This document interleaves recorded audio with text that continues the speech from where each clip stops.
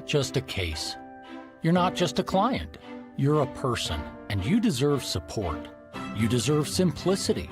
You deserve communication. When you hire an attorney, you deserve clear, risk-free advice that guides you to the best possible outcome in your injury case. And that's exactly what the advocates have been providing for over 30 years. After your accident, you deserve closure. You deserve compassion. You deserve peace of mind. You deserve an advocate. This is The Monty Show, the truth in sports talk streaming. When you want unbiased opinions about your favorite team without the spin, all you have to do is find The Monty Show, streaming live and available 24 hours a day, 7 days a week on YouTube. And now, here's Monty. Hey, The Monty Show live on Tuesday, March 24th, 2026, presented by The Advocates at theadvocates.com. Call The Advocates first. You get into a car accident, you get rear-ended by a car, you get hit by a semi-truck. Maybe with all this beautiful heat and sunshine we've been having, maybe you got hit while you were riding your bike. Call The Advocates first, because your insurance company is not going to try and help you. They're going to try and keep as much money in their pocket and as little in yours as possible. That's why you need The Advocates. They're going to set you straight. You can count on The Advocates to get you clear, risk-free advice when you need it most, right? Because when you've been in an accident, it really is one of the worst times of your life. Go to The Advocates. They're going to tell you the truth. Hey, do you have a case? Do you need a lawyer? Let's rock and roll. Because the advocates don't get paid unless and until they win your case. That's the bottom line. So you never reach into your pocket. No retainers, no consultation fees, none of that. Just clear, risk-free advice 24 hours a day, 7 days a week with a live injury attorney, not a chat bot, not AI. No, a live injury attorney at theadvocates.com. Make sure you tell them you heard about it on the Monty Show. Hello. Good to see you. A lot to get to today.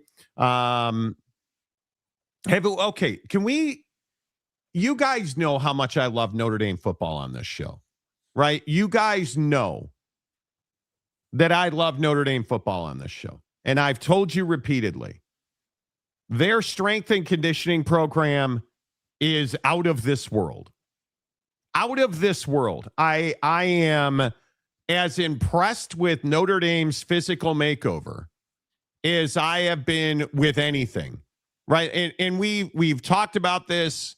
I have gushed over Buddy, who now went from this to that, who looks just absolutely, look at these bros. They're yoked like they're pythons. And so I've been trying to tell you guys, hey, strength and conditioning coaches, right? Throat slam them all. This is your dude. Like, grab their biceps. Like, college football now is turned into a game of strength and conditioning coaches. And trust me when I tell you, BYU is a great example of this. Not every program has a great strength and conditioning coach. Oh, but when they get one, all of a sudden they rise to the top of the Big 12, right? That's what you're looking at. Did you guys see Ruben Bain and the University of Miami Pro Day yesterday? Did you guys see the absolute freak show that they put on yesterday at Miami? It is ridiculous to me. Look at Ruben Bain yesterday.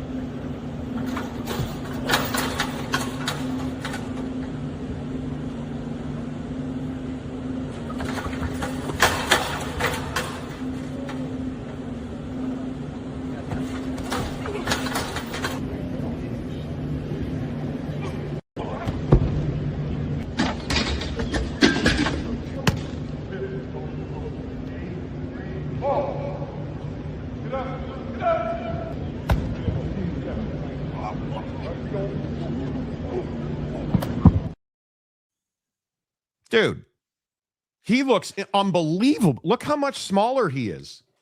Do you see that he is just strapped? And not do I mean that he is physically smaller. He's no longer fat. He's no longer a defensive lineman. This dude, he of short arms. Because I love that insult to Ruben Bain. He's got short arms, Monty. Can you measure it? Yeah, he might have short arms, but he's coming for your neck. And I love that people are pointing out, well, he hit the sled with his head first. Okay, cool. I can fix that technique. You cannot fix that kind of the fact that the guy is catching passes over his shoulder for a defensive lineman that's running 30 yards down the field. Dude, I was so impressed with that yesterday. Yeah, I mean, I just think that he's the most reliable pick in the draft. It's not really in question. I think that anybody who's like, hey, should we take best available or position? You should be taking Ruben Bain. Like if you're one of those few teams that has that opportunity, I don't know how you pass on them. I'm amazed by it. And then you listen to Bain, who was on NFL Network yesterday after his workout. Like Mike Tyson, he wasn't the tallest. He wasn't the tallest guy, or wasn't the longest limb guy. But when you felt him, you felt him. And you wish you kept your distance. Absolutely, and a lot of. Yeah, Ruben Bain's going to make you feel it. Ask your mom. The point is, Ruben Bain is going to make you feel it.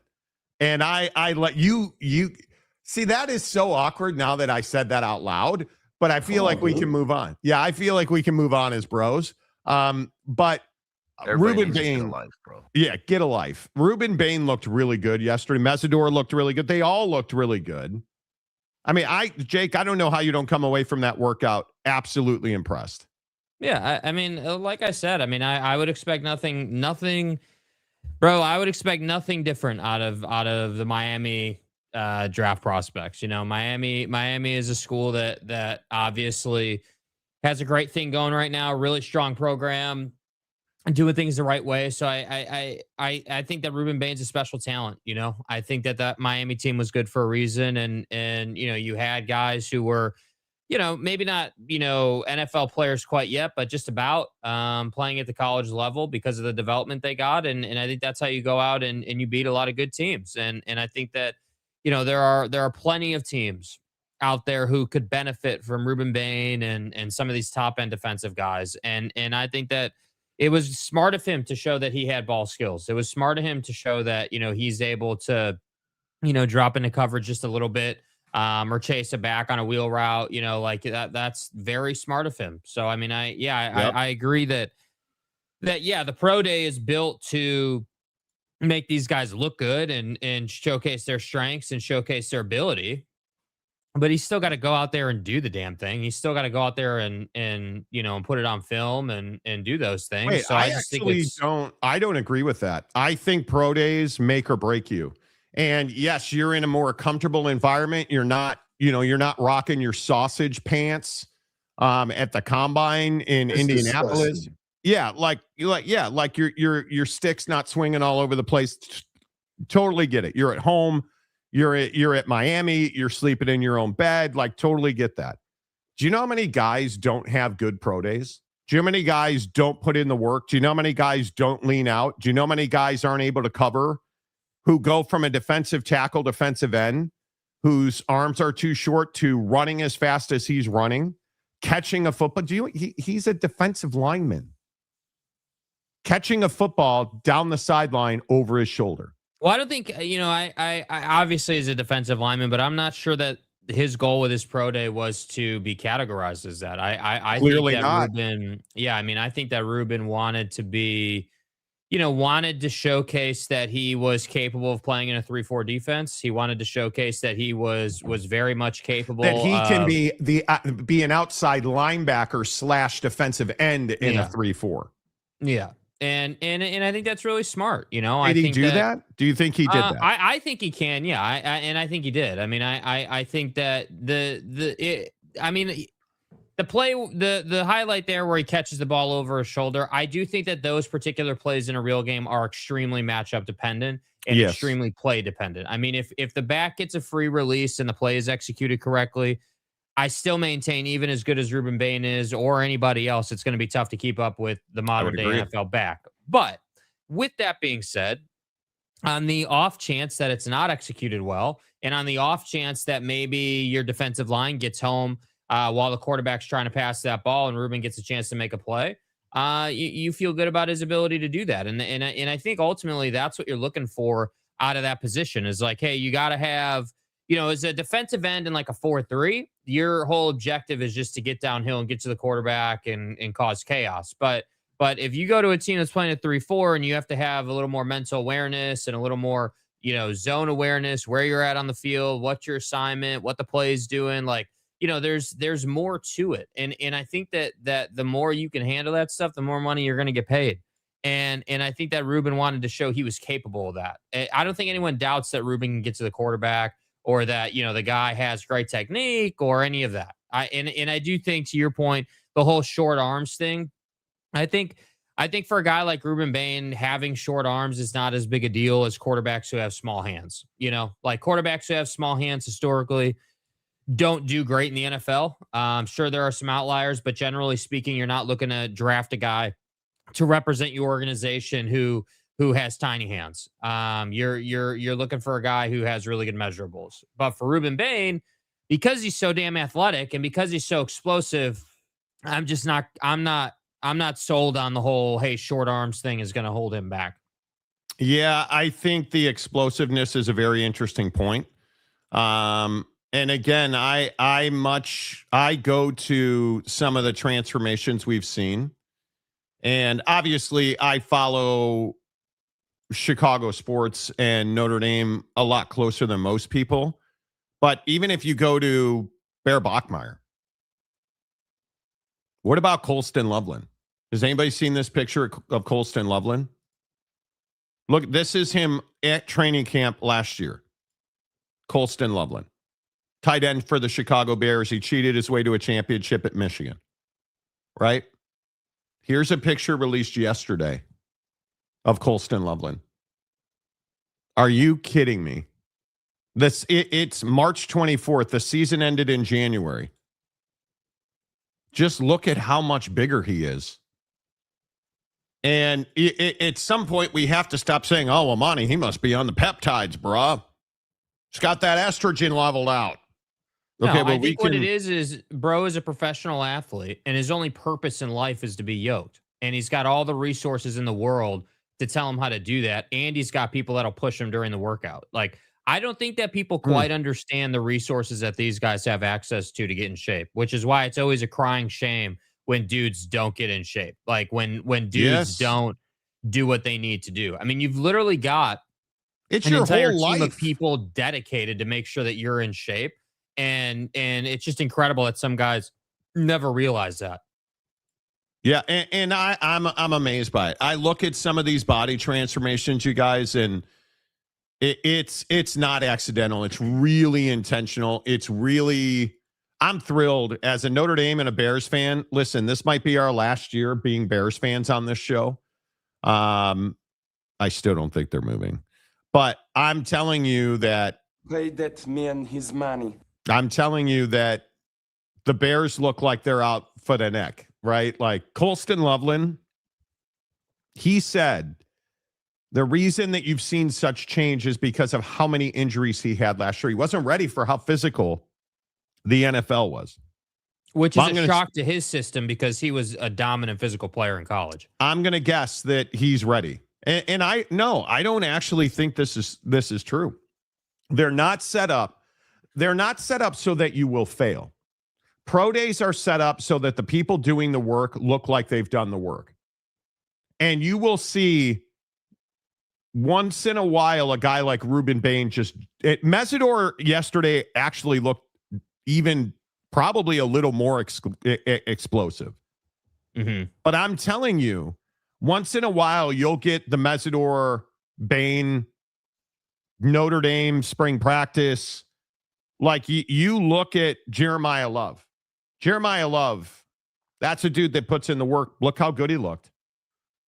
Where you get really exposed is when you are significantly better than everybody else, or you didn't put in the work. And I think we see dude who doesn't put in the work on the regular, right? I seen a coach say short arms are not a death sentence for a defensive end or defensive tackle. He says, watch and see how many OTs and OGs actually get in battles with D-line and have their arms fully extended. It's not a lot. That's at the NFL level, though, I agree with everybody who said you can't hit the sled with your head first. I agree with that because what that means is where are your arms? If your head is hitting the sled first, your arms are here, right? For Bain, the issue is he has to be perfect in technique.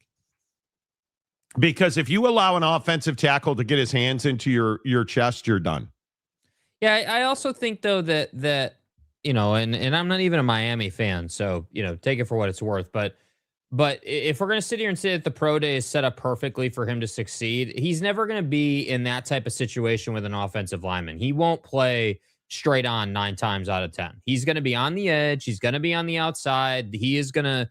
Dude, the amount of times that guy is going to stunt during a football game is going to be ridiculous. I mean, the amount of times that you would line him up on the edge and then bring him back through the middle, or his athleticism is what will separate him. And I think that people get so fixated on, oh, well, he's got short arms and look at his bad technique. And dude, you're hating on a guy that is probably what, twice as fast as most offensive linemen. I mean, I mean, think of any of the dominant edge rusher 3-4 athletic defensive ends that have dominated in the league, dude. I mean, any of those guys that have the spin move, have the head slap, have the hand fighting technique. I mean, this guy is, dude, I'm telling you, this guy, the arms thing is not going to be a problem for him because he's athletic. If he wasn't athletic, if he wasn't fast, if he wasn't able to outpace people, then it'd be like, yeah, you know what? Like, sure, you can drop all these Mike Tyson references, but if you're not fast enough with those short ass arms,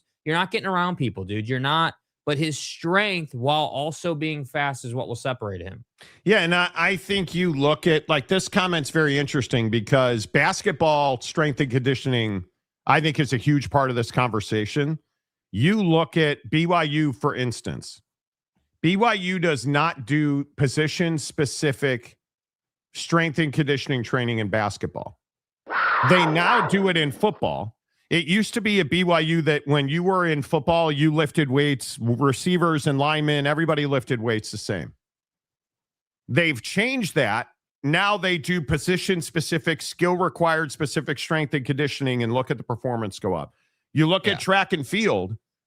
If you're throwing a javelin, if you're throwing a shot, you need different strength and conditioning than a guy that's running the 100 meters or a guy that's running the 10,000 meters. Like those, you got to train that differently.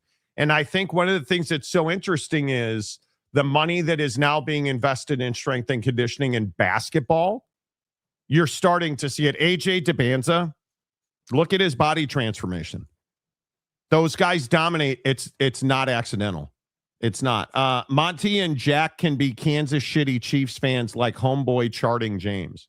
Dude, how about and I know we weren't intending to lead with NFL today, but how about Travis Kelce getting this sweetheart deal out of the Kansas City Chiefs, dude? How about this guy getting what was it, 54 mil, I think, is the total valuation if he hits all incentives, and I think it was like 18 million guaranteed.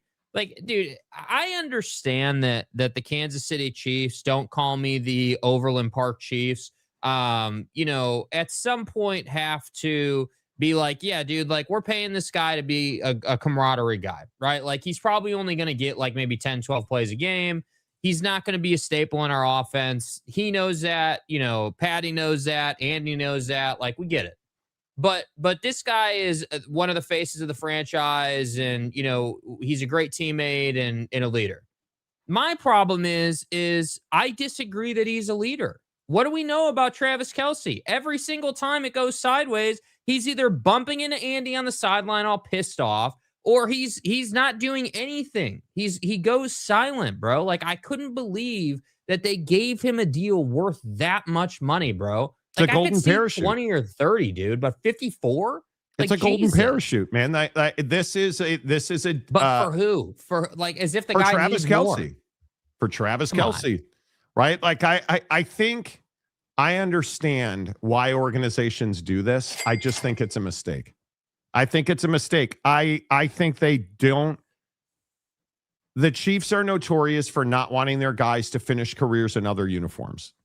And I have a lot of respect for that. I don't think Patrick Mahomes will ever play for another team, and likely nor should he.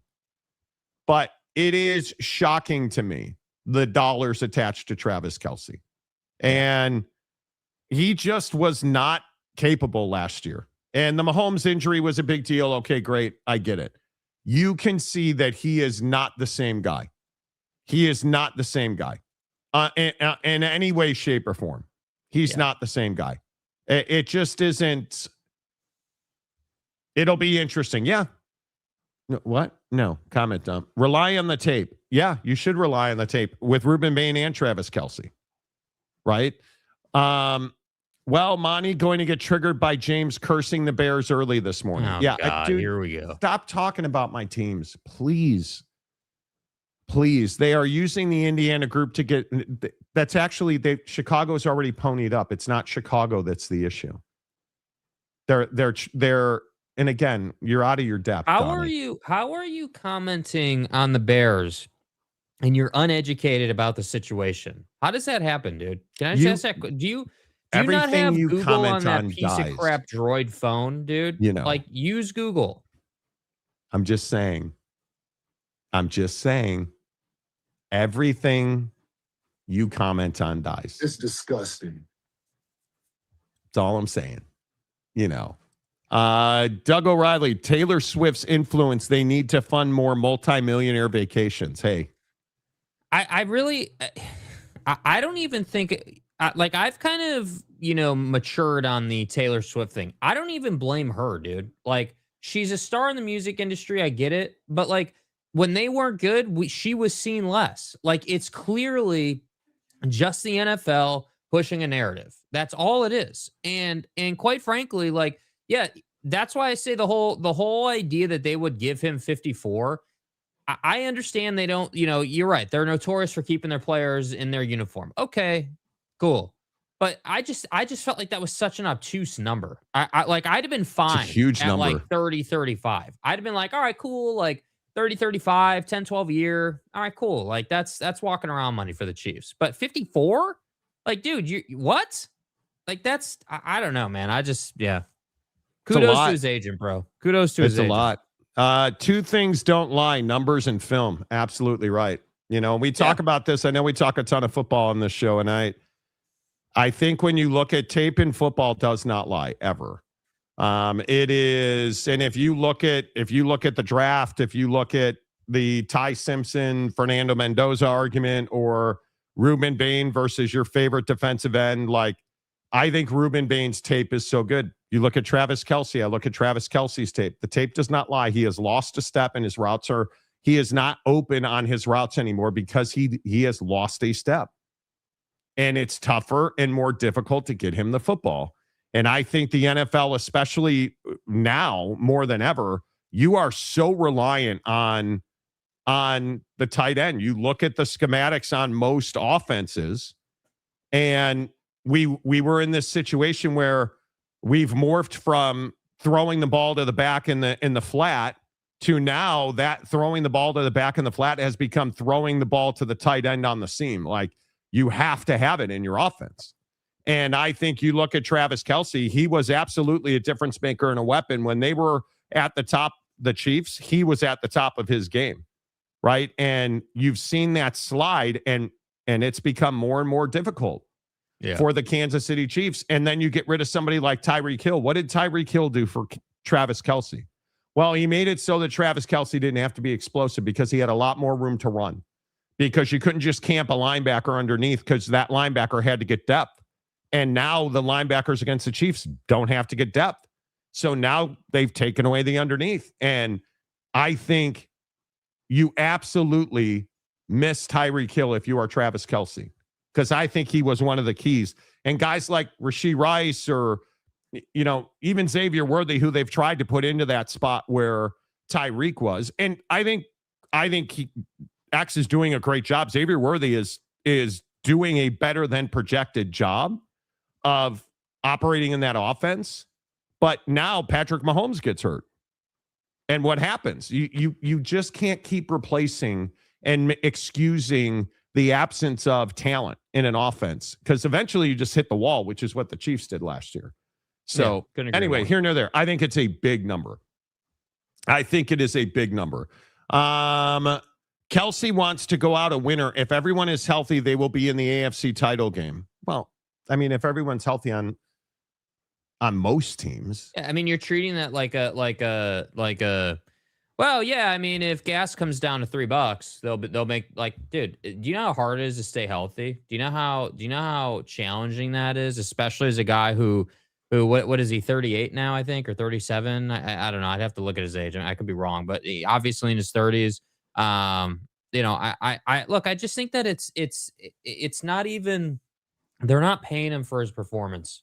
They're paying him because he sells merch. They're paying him because he puts butts in seats. They're paying him because, I contend that Travis Kelce at one point was a bigger face of their franchise than Pat was. I mean, Travis Kelce was the rock star of that team. Like, he was the guy that you looked forward to in the Super Bowl post game, rally or whatever. Like, he was the guy. And then the Taylor Swift thing happened, and I maintain that he got distracted, and so his body wasn't in as good a shape. Like, I just think it's part of life, man. Like, I don't even hold it against these guys that maybe, have already made millions and are in an incredible place, and then they clearly him and Taylor are a real thing, and they're doing great. Like, I don't even blame the guy. Life is happening, dude. Like, it's cool.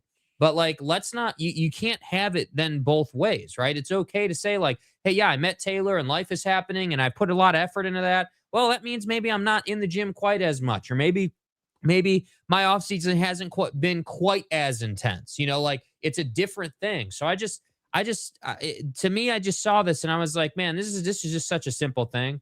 Like, bring this guy back to the team, celebrate him, and tell Andy Reid, hey, mitigate the damage, right? Mitigate the reps, mitigate his exposure. But also maybe don't have him jetting around the world following Taylor Swift concerts. Yeah. Right? I mean, at some point, yeah. I mean, listen, it is what it is. He's either going to produce or it's going to be a waste of money. My guess is he'll produce because he's a prideful guy. And again, part of it is they need to learn how to use him in a different way as well. But what was Bailey saying? The tape doesn't lie. Last year, the tape was not good for Travis Kelce. And when you're a professional like Trav, if you go back and you watch that tape, it's painful to watch that tape. Yeah, it is. Having been around professional athletes, the last thing they like doing is watching their own tape when it's bad. And they love watching their own tape when it's good. Mm-hmm. Right? Like, I mean, you just can't. You just can't. But what you can do is pick up one of the 20 Monty Show memberships that Calamoni donated. Calamoni, always good to see you. Appreciate your contributions to the show, my friend. Calamoni, I still think that's one of the best avatars on the show. Oh, boy. I looked up stop talking about my Bears. Talk about the cow. Or no, you're a Chiefs fan now. That's right. You switched like you did. Every time. I looked up about the Bears' new stadium. I got the stories on both Arlington Heights and the dome roof of Soldier Field. Dude, you don't know what you're talking about. The issue is not with Arlington Heights. The issue is not with Chicago. The issue is with the state of Illinois. You just leave the Bears out your mouth. Don't talk about the Bears. Don't talk about Notre Dame. Please don't ever, and I know you probably don't even watch baseball, but please do not talk about the Cubs ever. You are like Black Death to the Cubs. Yeah, no duh. The issue is with the state of Illinois. The issue is the Chicago Bears. Thank you for derailing the show again. The issue for the Bears is that they want tax breaks and incentives, and they want a good chunk of public money to pay for a stadium. They'd like that stadium to be on the lakefront, but that doesn't seem possible based on what the city of Chicago and Cook County want, which is the Bears have to pay off the bond before they will even negotiate. Because that's rocket science. What is it? $500 million or whatever it is left on the public bonds that renovated Soldier Field into the smallest stadium in the NFL. And then the secondary site, they bought the old Arlington Park racetrack in Arlington Heights. And the issue is that the counties in the states don't want to give the Bears tax breaks and millions and millions and millions, hundreds of millions of dollars to build a stadium. They had negotiated a deal with the state of Illinois and Cook County that felt like it was close to being done. And then Indiana made their announcement, and that derailed that negotiation. So you're just out of your depth, dude. Like, trust me. With James Luck in NFL teams, he should be a Browns fan. No, he is allegedly a Kansas City Chiefs fan, which I totally no. He's not. So it is what it is. Dude that abides. If there's one thing we can count on, it's got to be that stadium guy is going to have an opinion on this new Bears stadium situation. I don't care if you have an opinion. You just got to know what you're talking about. Yeah, the problem is that and again, I'm working hard not to make it personal with James, but like when you share an opinion about a topic, whatever it is, it's worse because it's the Bears and it's Monty.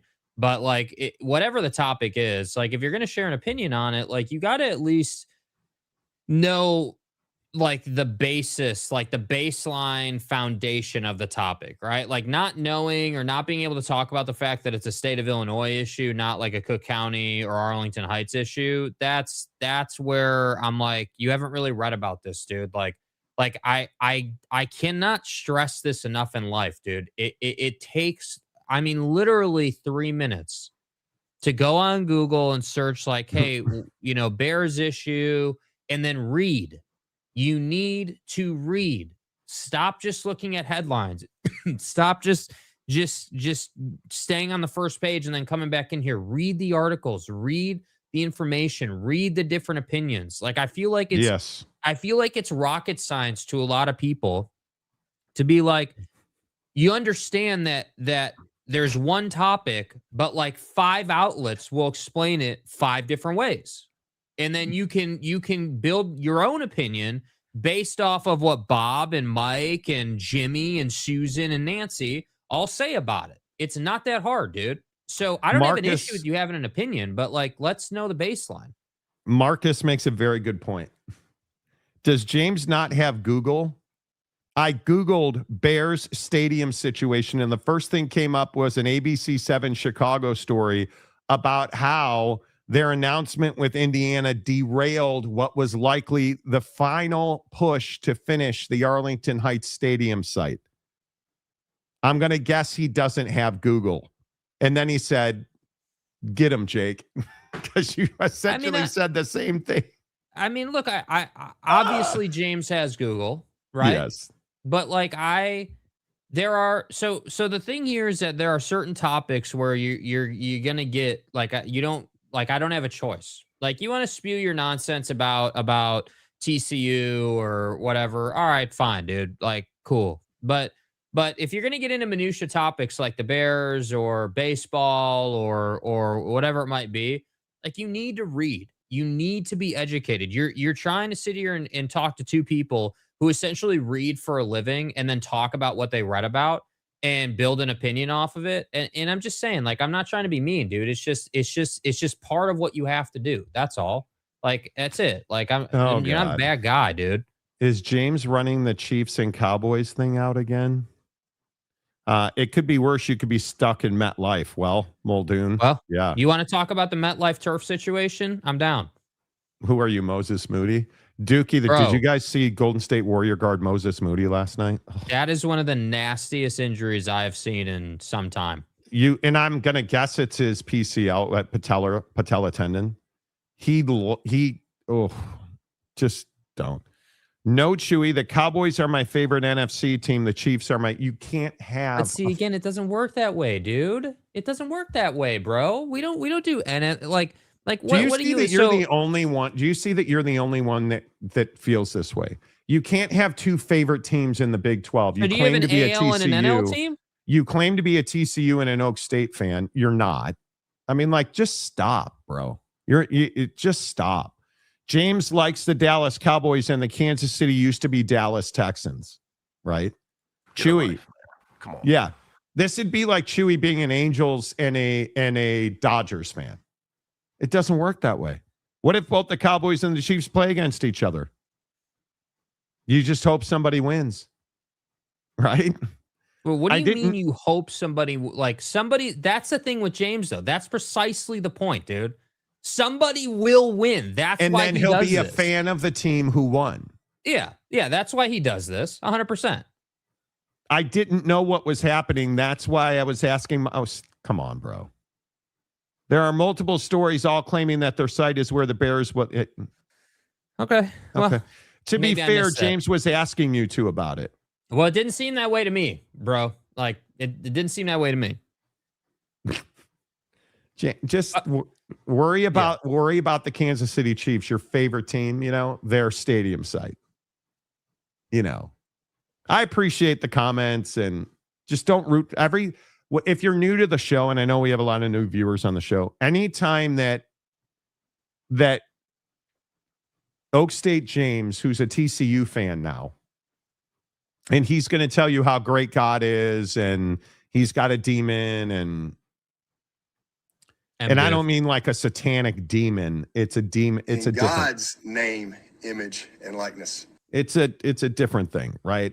Anyway, the point is, anytime he says, "Hey, this team's going to win," he pronounced TCU was going to win the men's basketball tournament. They lost. Stay hard. Well, no. They got screwed by the officials. Oh, that's right. They got the TCU only lost to Duke because the officials. Listen, here's. I just want to reaffirm that this was James's take right here. Okay. Oh, if I had a conversation with him, there was no raising of the voice. It was conversation as he had asked for, and you know, and what are you going to do? I mean, obviously, we know what it was. Everybody knows what it was, and you know, just you know, Oh my God, we got screwed. Everyone knows what it was. What are you gonna do? We got screwed. Duke is Duke, and you know, oh man, wow. Cameron Boozer paralyzed one of our players with an intentional elbow to the face, like it was MMA. You know, it's just not good. Program. I'm getting bucked up for MLB opening day. Still meh on Kyle Tucker. Doyers. Should have got Belly instead. No, Belly didn't want to go back to LA. I think he felt disrespected. I think you will like Kyle Tucker, dude. I think he will have a better season. He understands. He'll teach you how to do stretches in right field. Yes, he will stretch his groin in right field like constantly. Yeah, you know, is what it is. The Frog Father. Well, welcome to the show. Pick a side, James, Frog or a Cowboys. Dude, that profile picture is incredible. It's goated. Yeah. See, because he's a real TCU fan. Okay, Frog Father, what did you think of the TCU and Duke thing? To test you, since you've never been here before. What did you think of it? Did you think you got screwed, or did you think it was legit? If Harlan was TCU's AD, oh boy. Oh, dear. I love AT&T Stadium. It's the best stadium in the NFL. And it's completely renovated now. So, you know. Bobby Bagels. Hey, oh, dude, I'm sorry about Iowa yesterday. Very Oak State James of you. Or I'm sorry, very Pastor James White of you to pronounce their awesomeness, and then they lost. You know. The Frog Father reminds me of Boss Frog. Oh, I miss Boss Frog. Oh, so you do listen to the show? What? Oh, no, that was Mike. Sorry. I thought you were saying Frog Father said that. The Frog Father, the TCU got curb stomped in the second half. Wow, curb stomped. I like this guy. Bro, okay. Bro, why don't you pick up one of those free memberships, dude? This is some good energy right here. I like the vibes. That's my dude. Here. Yeah, that was a good comment, bro. Nice. All right, now that we've wasted 41 minutes on TCU, Kansas City Chiefs faithful James, let's get rolling on the Big 12. Okay. This is going to be a very interesting conversation because I'm curious where you guys fall on this. Is the Big 12 going broke? I think it's definitely possible. When I look at the situation with again, the universities in this league who just refuse to spend money. Oklahoma State, TCU, Baylor, absolutely Baylor. I think right now Kansas is in conservative mode in football because of the stadium. I certainly think Iowa State's got a money problem. You got players taking pay cuts to come back, and then Matt Campbell bails on you. Like, you look at the money situation in the Big 12, and it is a little concerning because you have the Cody Campbells and the Ryan Smiths at Tech and BYU lavishing their NIL budgets. You have guys like, I don't know. I don't want to make it personal, but you have other schools in this league that won't spend money. And then you have Calvin Sampson, who again yesterday went out of his way to say that Houston is broke and he doesn't think they can continue to compete. We're a very poor athletic department. We're poor. You know, we're poor when I got here, and we're still poor. We probably have the lowest budget of anybody in Power 4, you know, and, you know, the way our recruiting is going, we have to stop at some point because we don't have enough money to keep bringing in really good players. And that's not easy for us to do. That's one of the best basketball programs in the country. And my question, I guess, is, was this not a conversation when Houston was added to the league? Because I see Houston, UCF, and Cincinnati not spending money, not competing at the top of this league. Houston basketball, clearly one of the best teams in the entire country. And now what should be a great story and a good revenue stream and tournament shares and excitement, you have Calvin Sampson saying, yeah, we're broke. We don't have enough money to continue to recruit. God, how does that wash? Like, how does that work to me? I mean, I think that, you know, the Big 12, I certainly think the Big 12 is headed the wrong direction revenue-wise. I think it's hard to ignore that. You know, obviously you're getting, depending on who you are in the conference, anywhere between $35 to $40 million in revenue share from the TV deal and whatnot. So, I mean, that's not a bad number. It's not the best in college athletics, certainly, but it's certainly not a bad number. I think the problem comes in when you start talking about that, you know, top end college football teams are spending $40 million a year on their rosters now. Top end college basketball teams are spending $20 to $22 million a year. You know, so the costs just keep going up. But again, I maintain that these older coaches need to, as Dr. Ed Scott said, poop or get off the pot, meaning that you have to decide what your path is here. You've been coaching for 20 years. You obviously don't like the direction the game has gone off the court, right? I mean, it hasn't changed a whole lot on the court, in my opinion. I think that, yeah, you're shooting more threes and it's quicker, but generally speaking, you know, the team that's more disciplined is still going to win the ball game, which I think is a huge deal. But I think that, you know, like for Kelvin, you knew what it was when you went to Houston, right? Like, let's not just skip the fact that bro chose to go to Houston. And I think that at some point you have to say, like, maybe you need to start doing more too. Like, it's a collective effort to help your boosters, to help your athletic department, to help everybody generate revenue. And I understand you're winning. You're one of the best teams in the country. Like, you're as a coach, everything's good, but there's more to it now than just being the coach. And that's what I think guys like Kelvin don't want to embrace, man. It's the problem that plagues college football is that when you're a head coach, you're more than just the head coach, man. You're the face of the franchise. You are, like, it's why Kenny's doing so well. Kenny asked for money from the community to build a new practice facility that also included a tailgating situation for the fan base. And what did he get? Not a month later, he got, what was it, 40 million, I think it was, maybe more than that, to go ahead and build a facility and take care of the fans. And that's because he understands that dynamic and relationship. So I think that, yeah, the Big 12 is riddled with teams who don't do enough to generate revenue. There's no question about that, man. We talk about that all the time. You guys know our take on that. It's clear.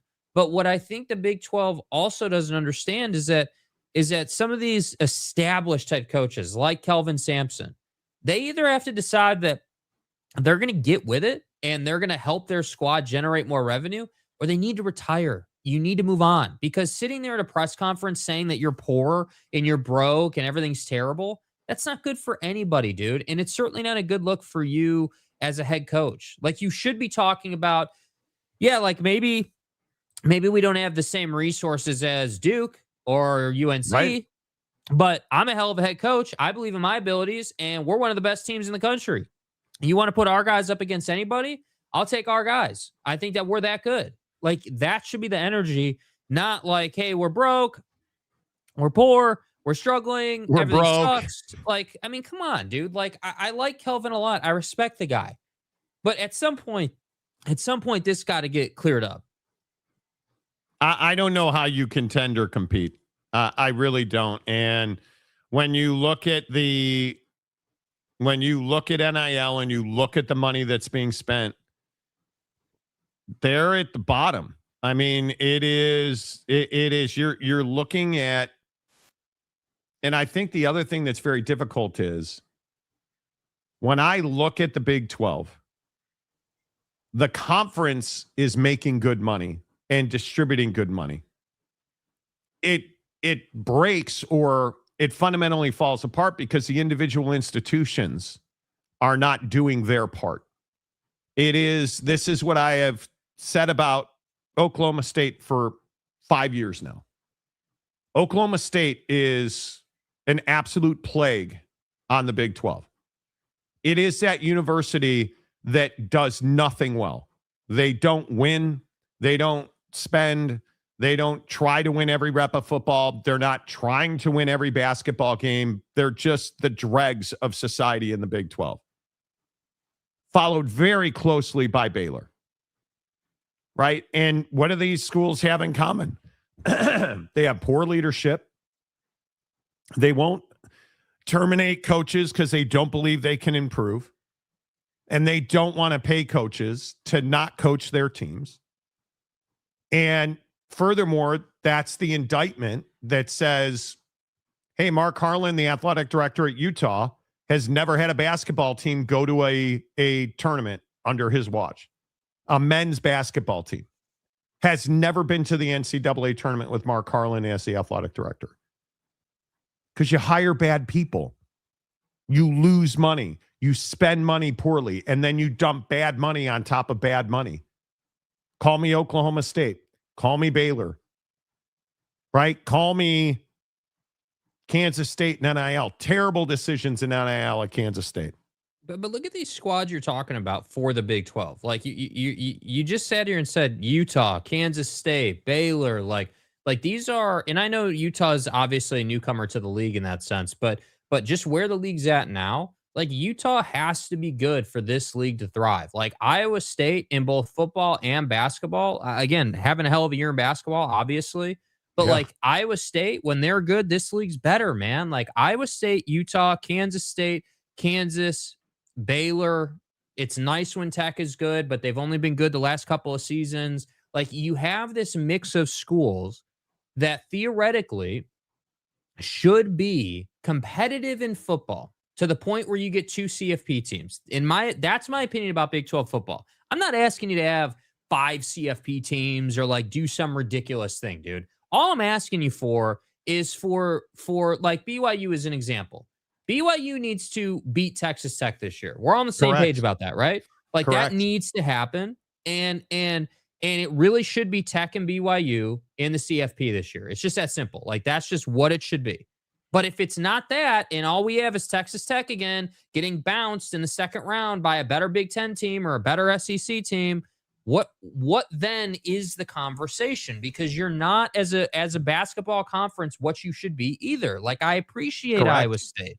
I appreciate, what Bill Self grinded through this season at Kansas. But Kansas is not where they should be. Nope. And what's difficult about it is that we're sitting here year after year, show after show, day after day, like just season after season, jumping on the show, having to talk about hey, dude, the SEC is distributing 70 million. Hey, bro, like the Big Ten's distributing 60, 70 million.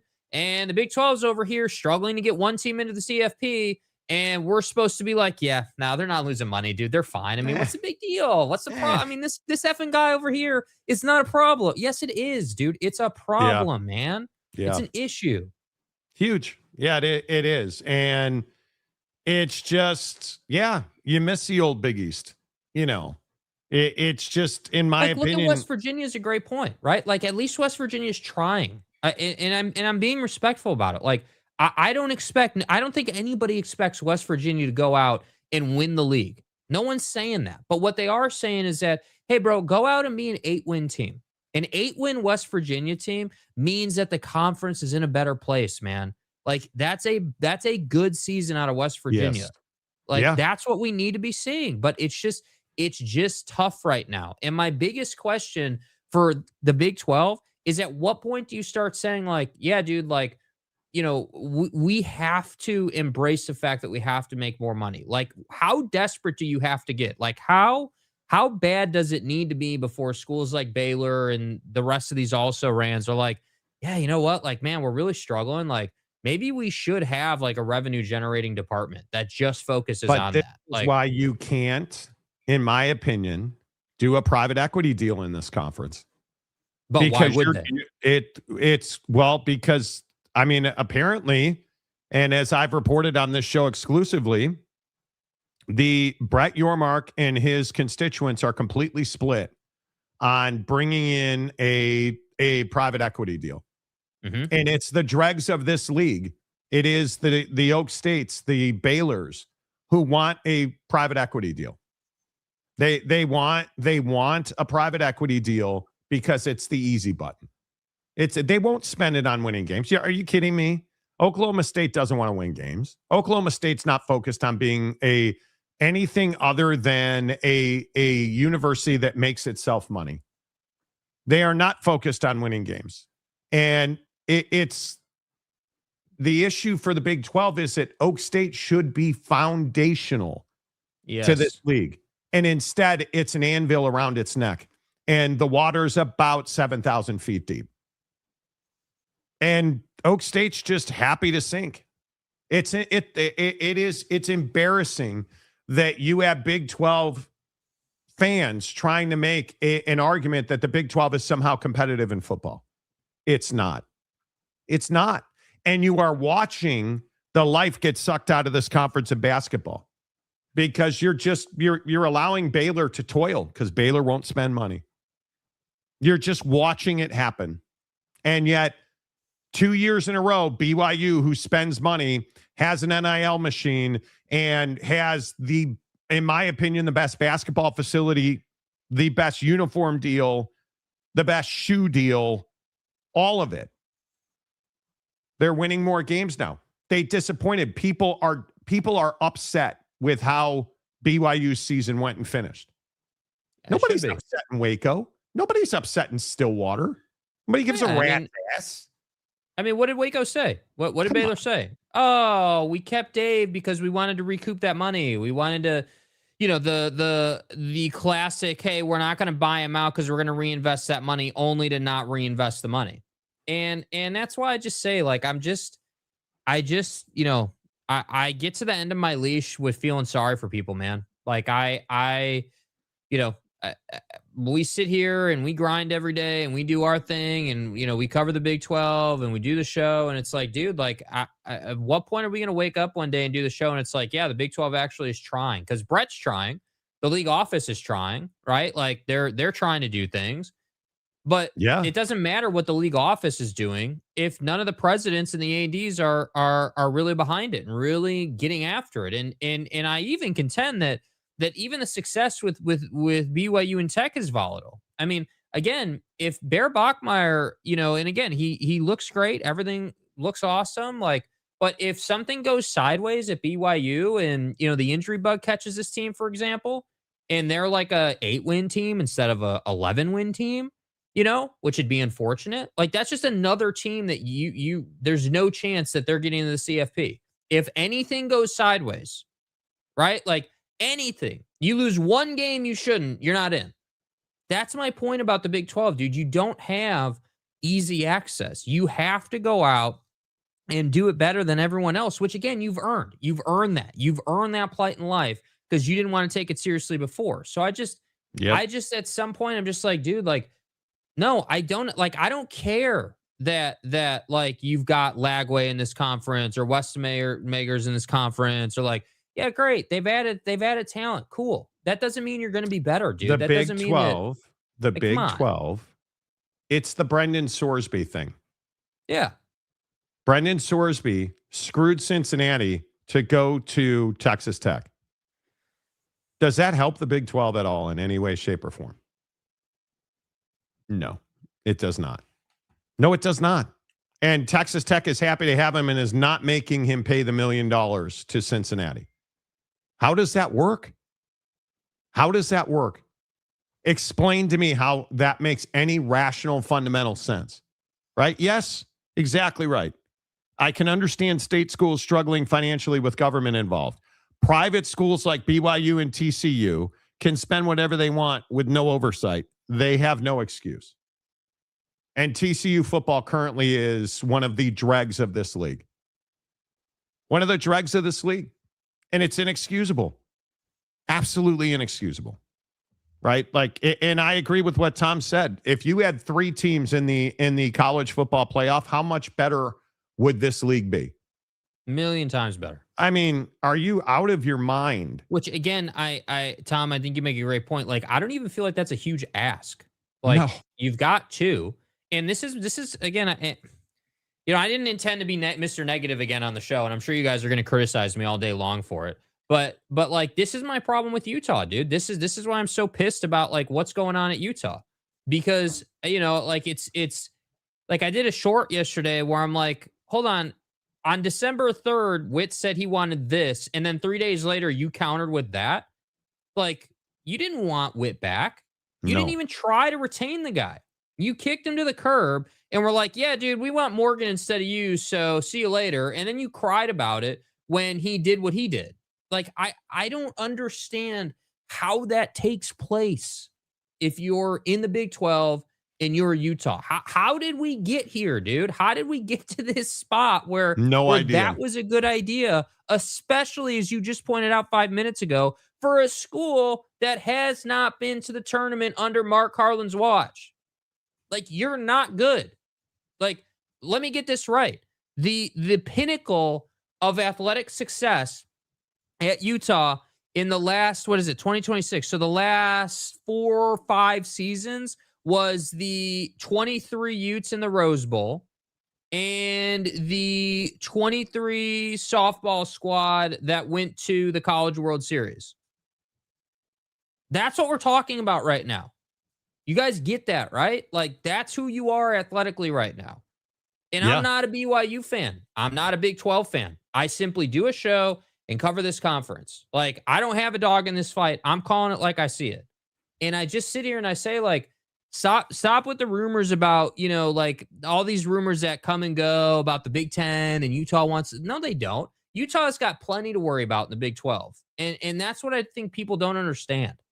And I'll give Oak State fans credit. They are at least being rational and honest about their football program. It's going to be 3 years before this football program competes. If you stay, and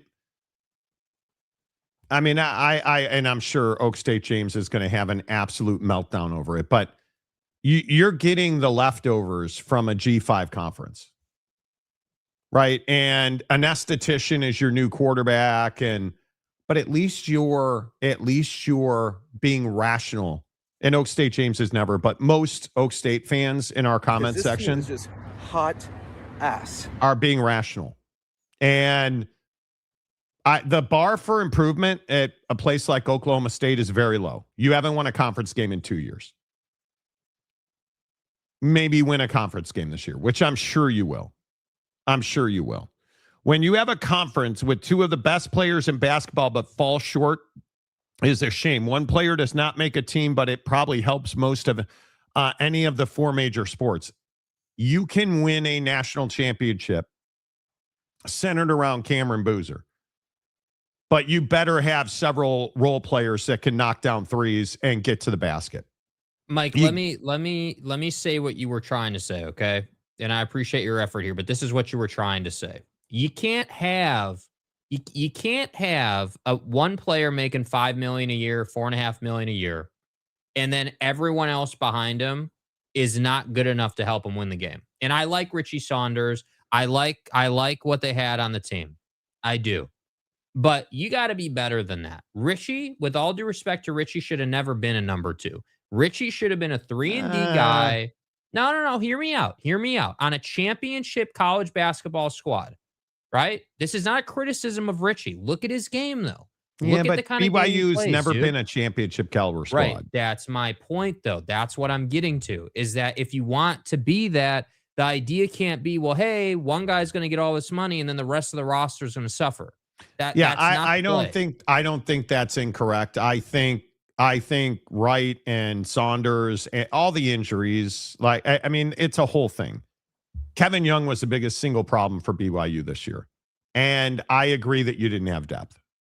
I agree with that. You can't pay, but they paid AJ $7 million. They didn't. You can't pay, AJ $5 million and pay the rest of the roster like $2 million. And by the way, who's your next AJ for next season? You got him. Asking for a friend. I mean, you got him. You got him. You continue to recruit your ass off. And one of the, he may still be the number 1 player in the country is coming. I mean, you're in good shape talent-wise. KY's got to step up, Bobby Bagels. This may be a dumb question. There's no dumb questions, just dumb people. And a lack of Googling. And I'm probably wrong, but is it getting time for NCAA sports nowadays where old school coaches need to leave? This is a great point. In football, it is. There are some notable exceptions. A guy like Kirk Cignetti. But he has Mark Cuban's money, and he cracked the code on older players. And I still think Kirk Cignetti is a one-off who is wildly overpaid, in my opinion, and now he won a national championship, so everybody will justify it. He's a one-off and a cautionary tale, because for you to justify his money and the money you've spent in NIL, he has to win multiple championships. Maybe they do again this year, right? Maybe the Big Ten gets to 3 straight championships. Who knows? Screw you, Michigan. My point is, it's very rare in college football that an old school, that a Nick Saban or those guys don't want to have to deal with this in football. Basketball is a very different game. It is not a young man's game. You look at the final, the Sweet 16 coaches, look at Rick Pitino. That's not a young guy. When he was younger, he was pounding box in Italian restaurants. Now he's focused on winning breadstick buttered basketball games. And he's doing a great job. He's got a lot of talent with the Johnnies. They're tenacious. They play great defense. And he's got good donor base.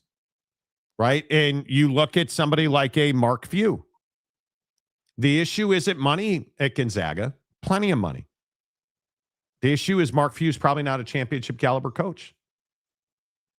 And this is a tough one to swallow, dude. It really is. That is a ball breaker. Look at Gonzaga basketball. Right? Look Rick Barnes, Tom Izzo, Rick Pitino, Kelvin Sampson's not young. It's not that you need to be young in college basketball. It's that you need to be young, I think, to succeed in college football. Yeah. You don't see 70-year-old coaches succeeding in college football very often. But here, no, there. You look at Mark Few.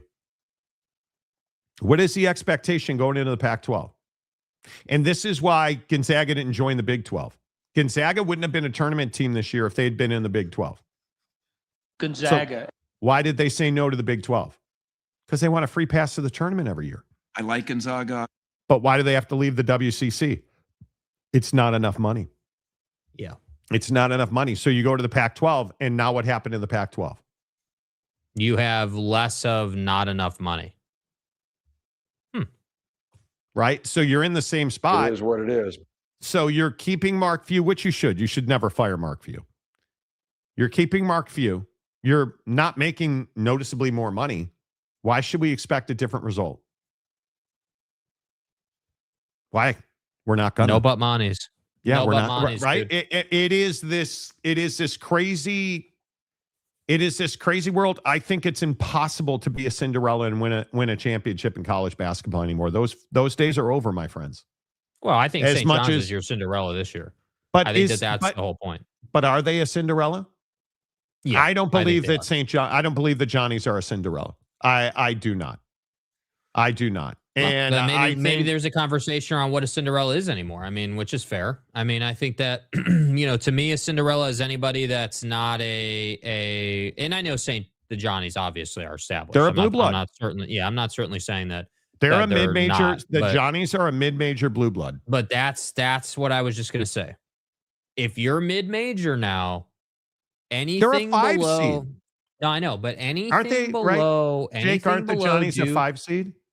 I think I have to double check. Yeah, I believe so. But anything below, power school level, so anything not named Duke or anybody in a Power 4 conference, to me is a Cinderella right now. I think it takes High Points of Cinderella. There's no question about it, dude. Beating Wisconsin, Cinderella.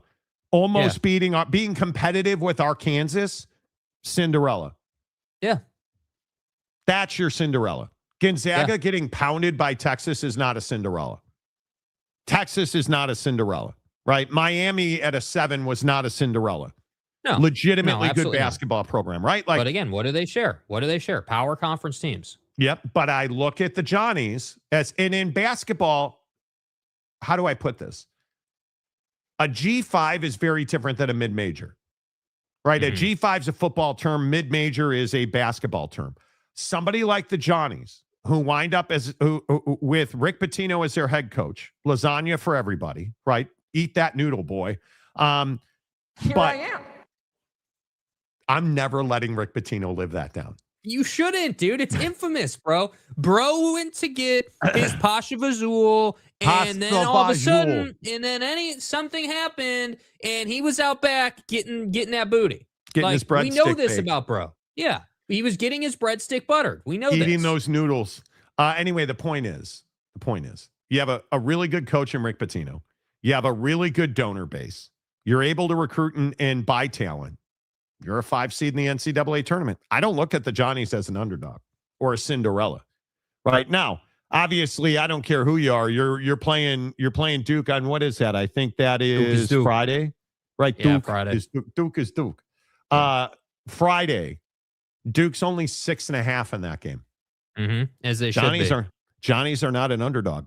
Johnnies are not a Cinderella. You're within 6.5 of Duke. That's a game, right? Yeah.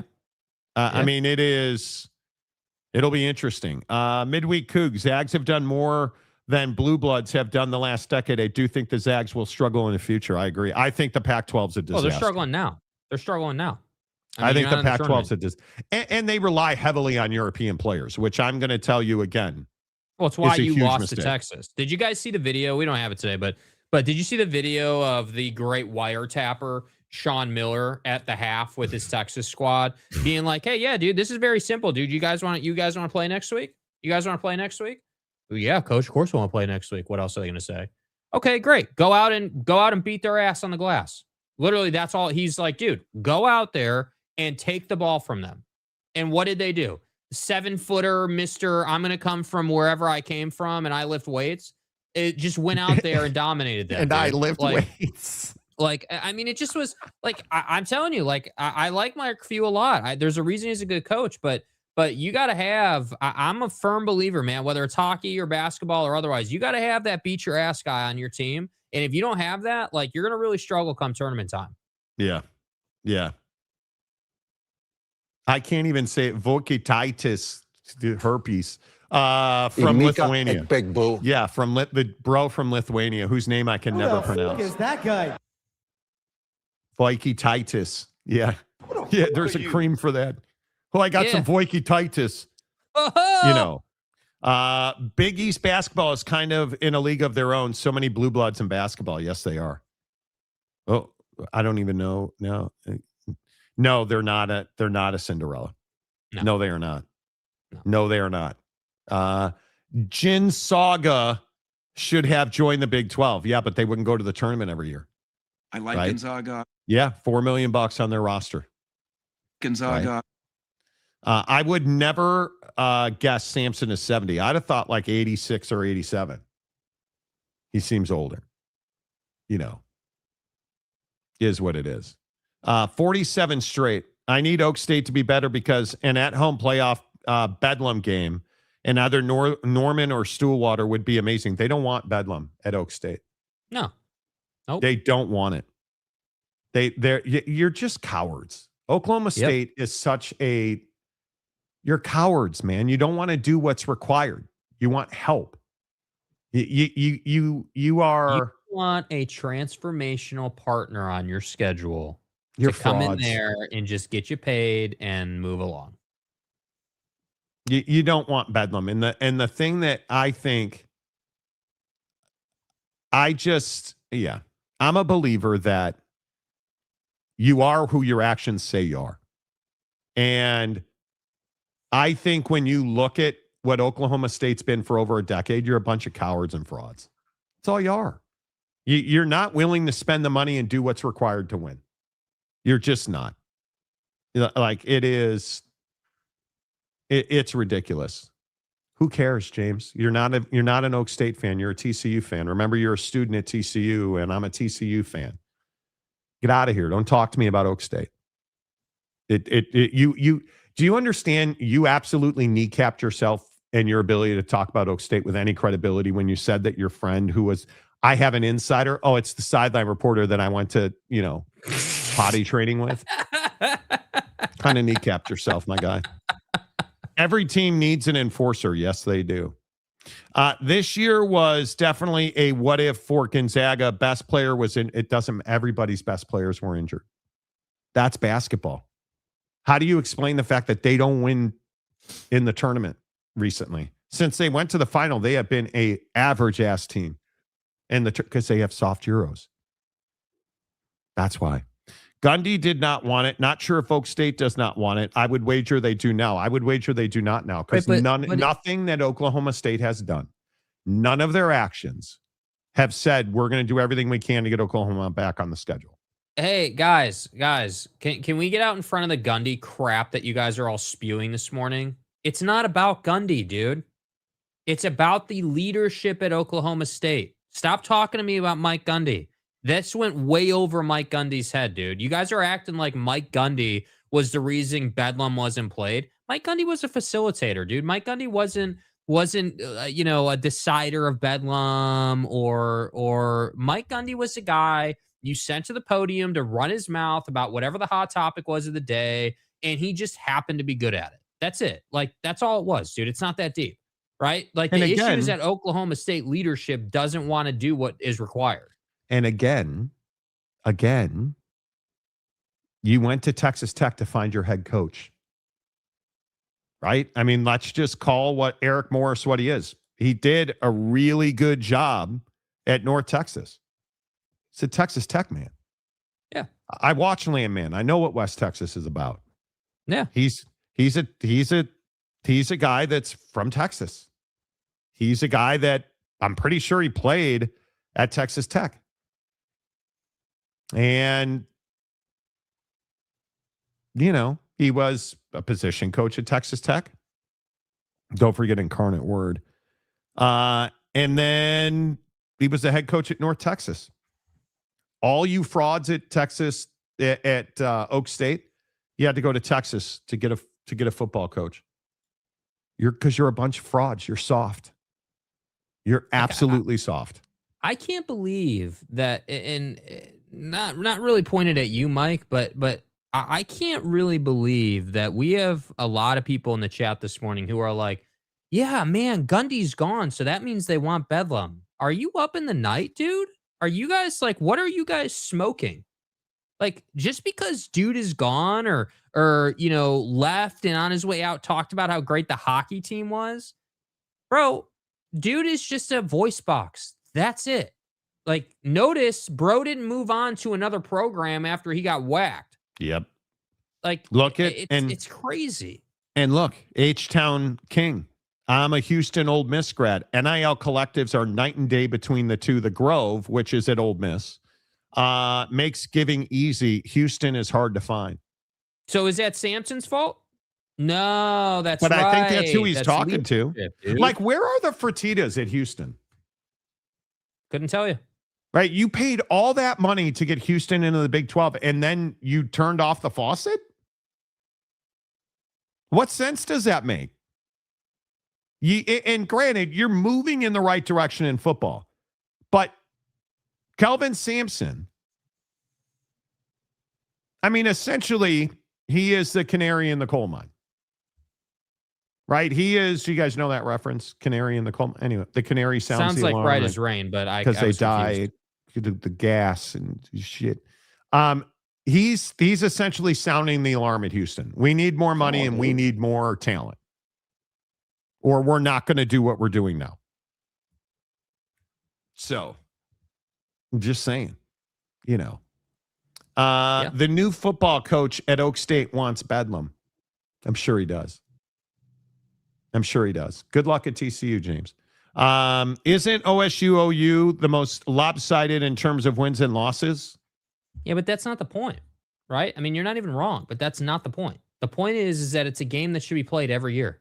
I agree with that. And that's the thing.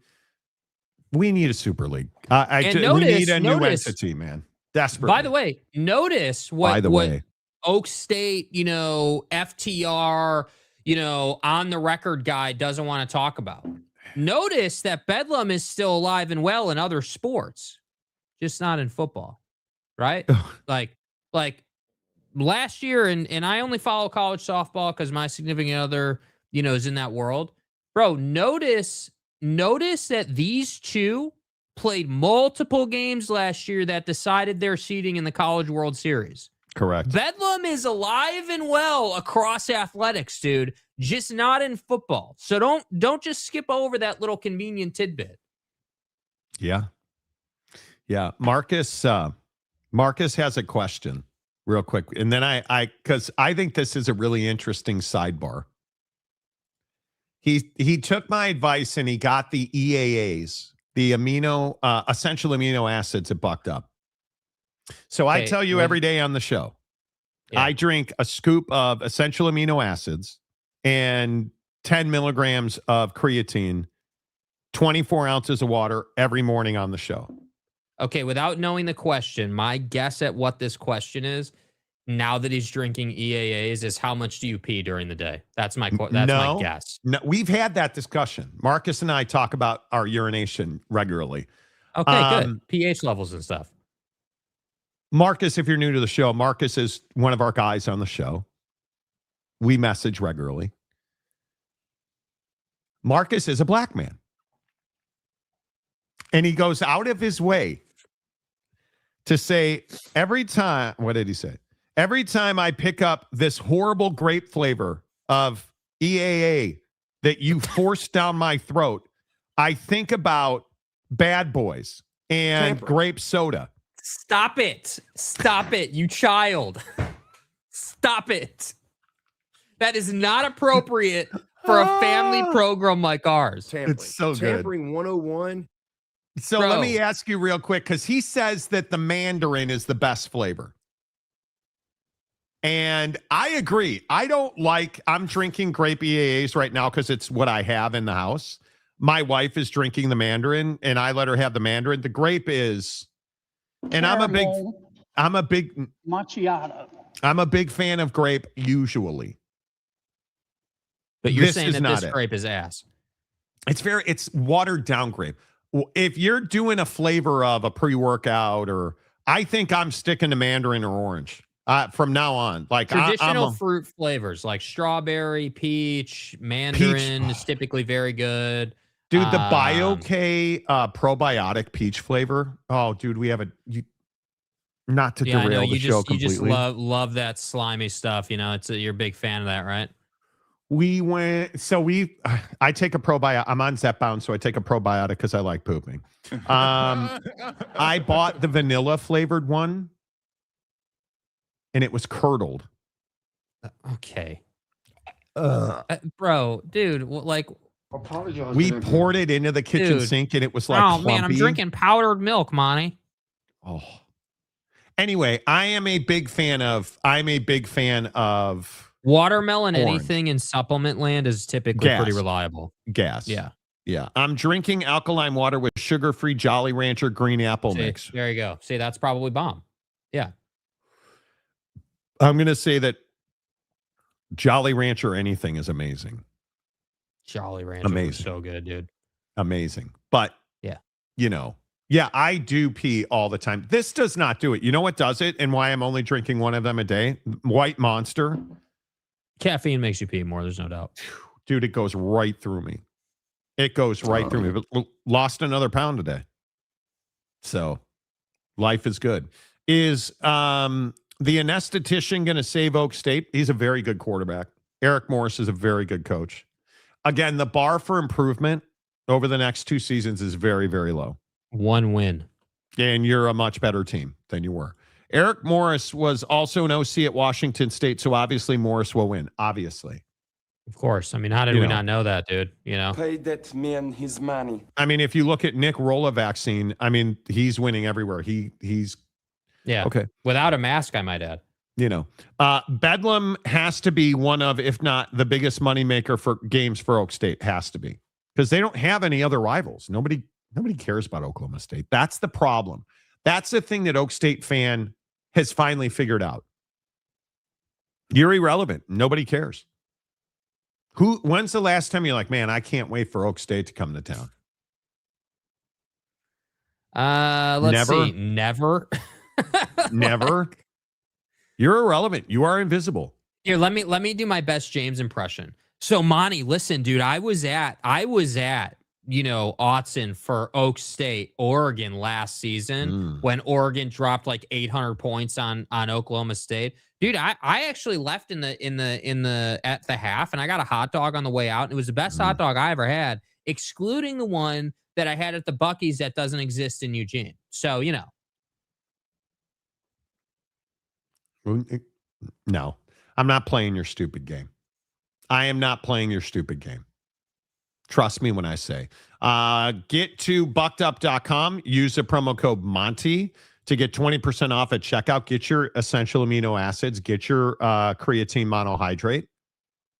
And take 20% off. Use the promo code Monty. If you're not taking 10 milligrams of creatine monohydrate every single day, you're doing it wrong. You are absolutely doing it wrong. I am telling you that right now. You are doing it wrong. North Carolina needs to make a coaching change. And before we hear from Hubert Davis, speaking of the Big 12, there were a couple of deals yesterday that I think are significant.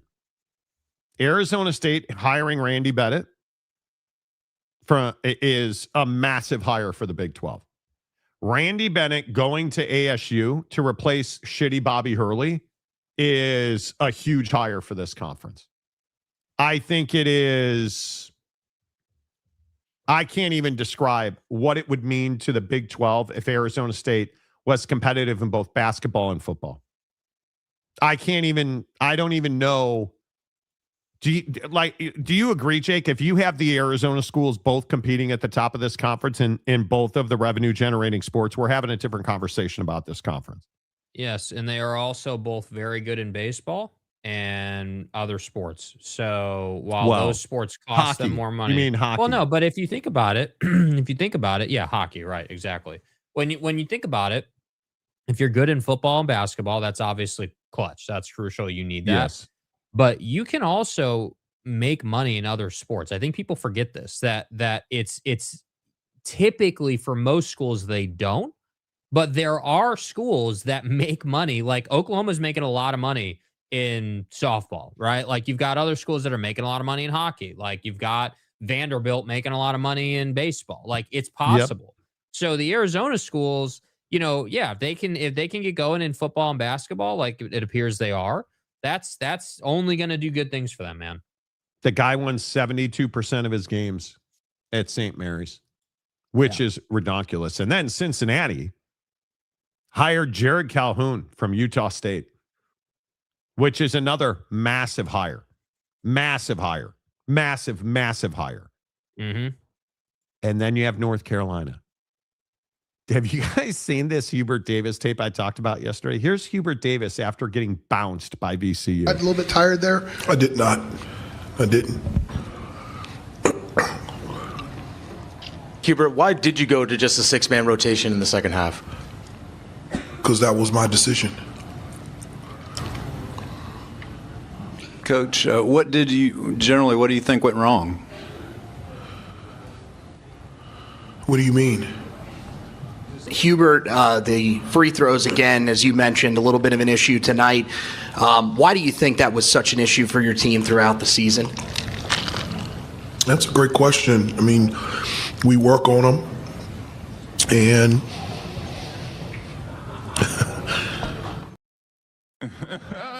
What do you mean? What do you mean, dude? Hey, bro, what went wrong tonight after you just got bounced by a team that you should be better than? Well, what do you mean? Like, as if you don't understand the nature of the question or why someone would be asking you that, dude. Like, what kind of answer is that, bro? Like, I can't believe that was his answer to, well, hey, man, what went wrong?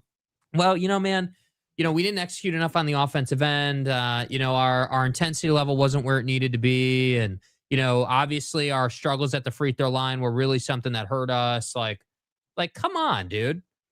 You guys remember Lord. Jim Boylan at Utah? Why'd you guys lose? Ball didn't go in the hoop. What happened tonight that derailed your offense? Ball didn't go in the hoop.